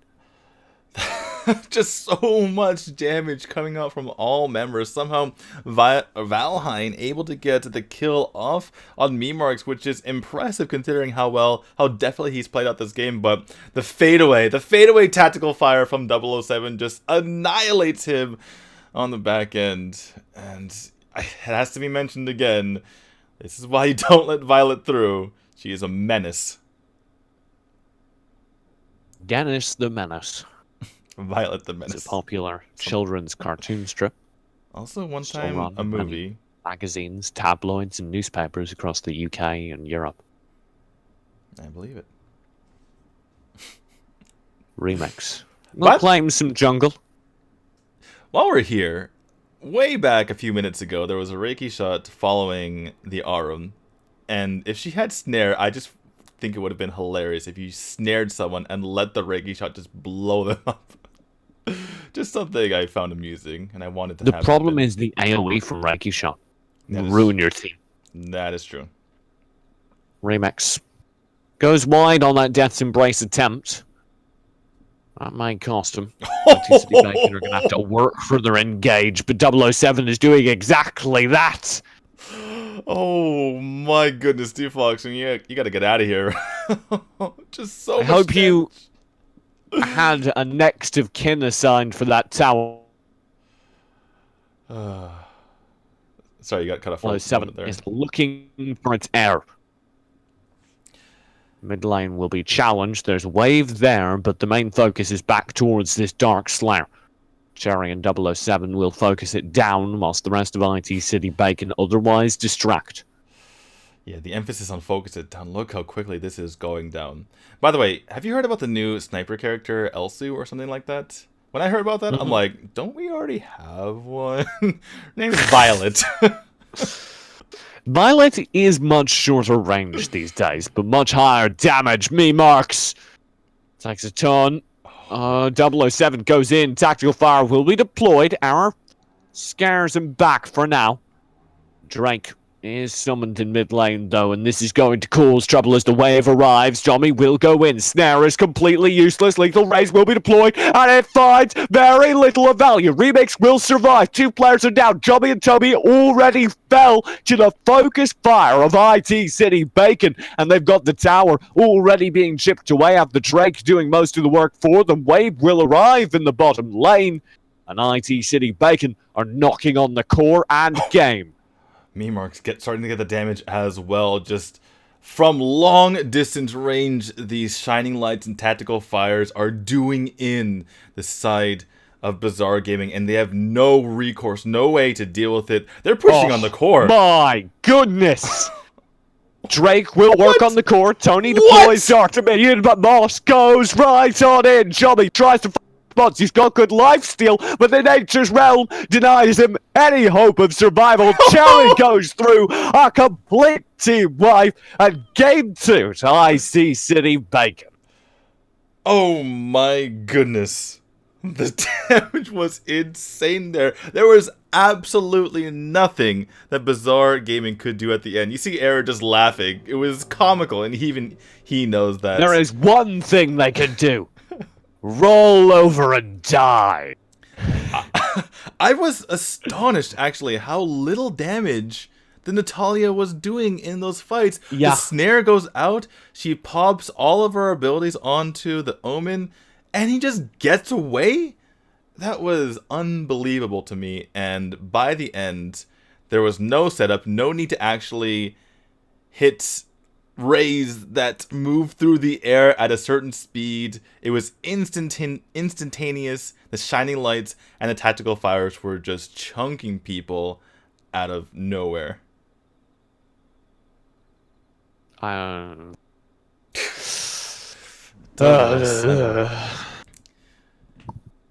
mean, like, literally the first tactical fire onto Error, that set the stage, that set the tone for the game. It's like, oh, you're chunked. I have 0 items. 46.6%.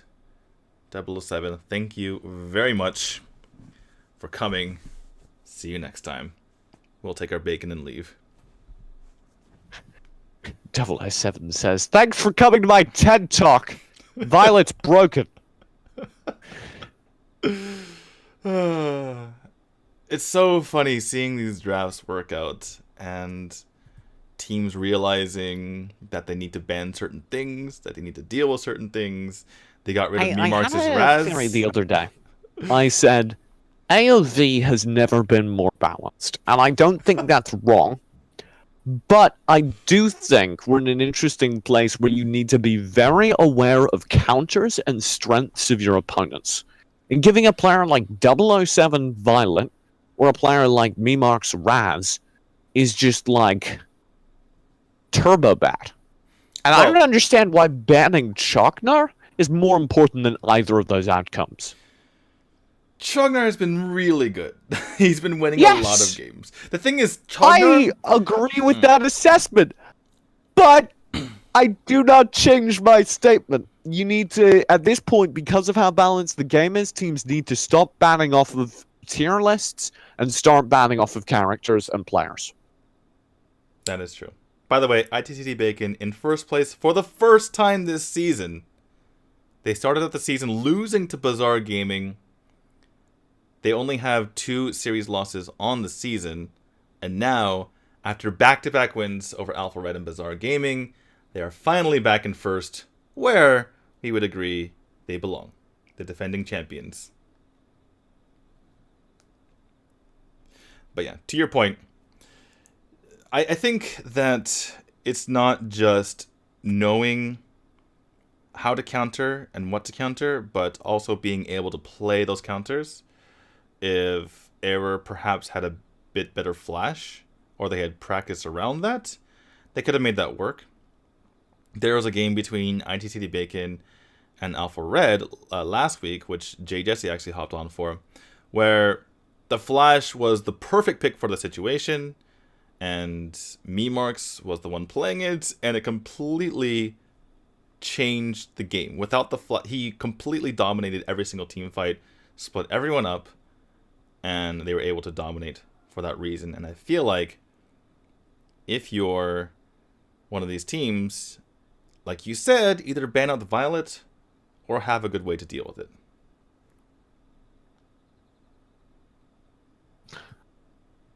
Well, I'm happy I could join you today. I learned something. I'm happy you could too. Although we didn't see the greatest Natalia play, and I'm sure you were hoping for that. No, that was about the respect I want Natalia's to be treated with. As it turns out, Natalia good with Violet when your entire team is focusing on protecting your carry, or carries as it were, but Natalia against Violet, yeah, not so much, because she can tactical fire and chunk you just as good while moving, basically.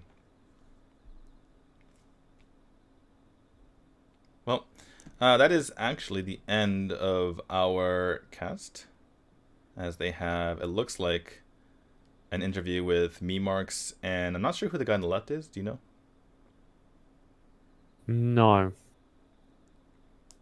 Could be a coach. In any case, that is it for us.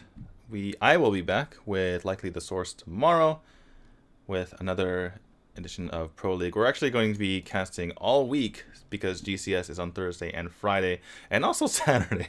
A lot of casting, a lot of games. You won't want to miss it.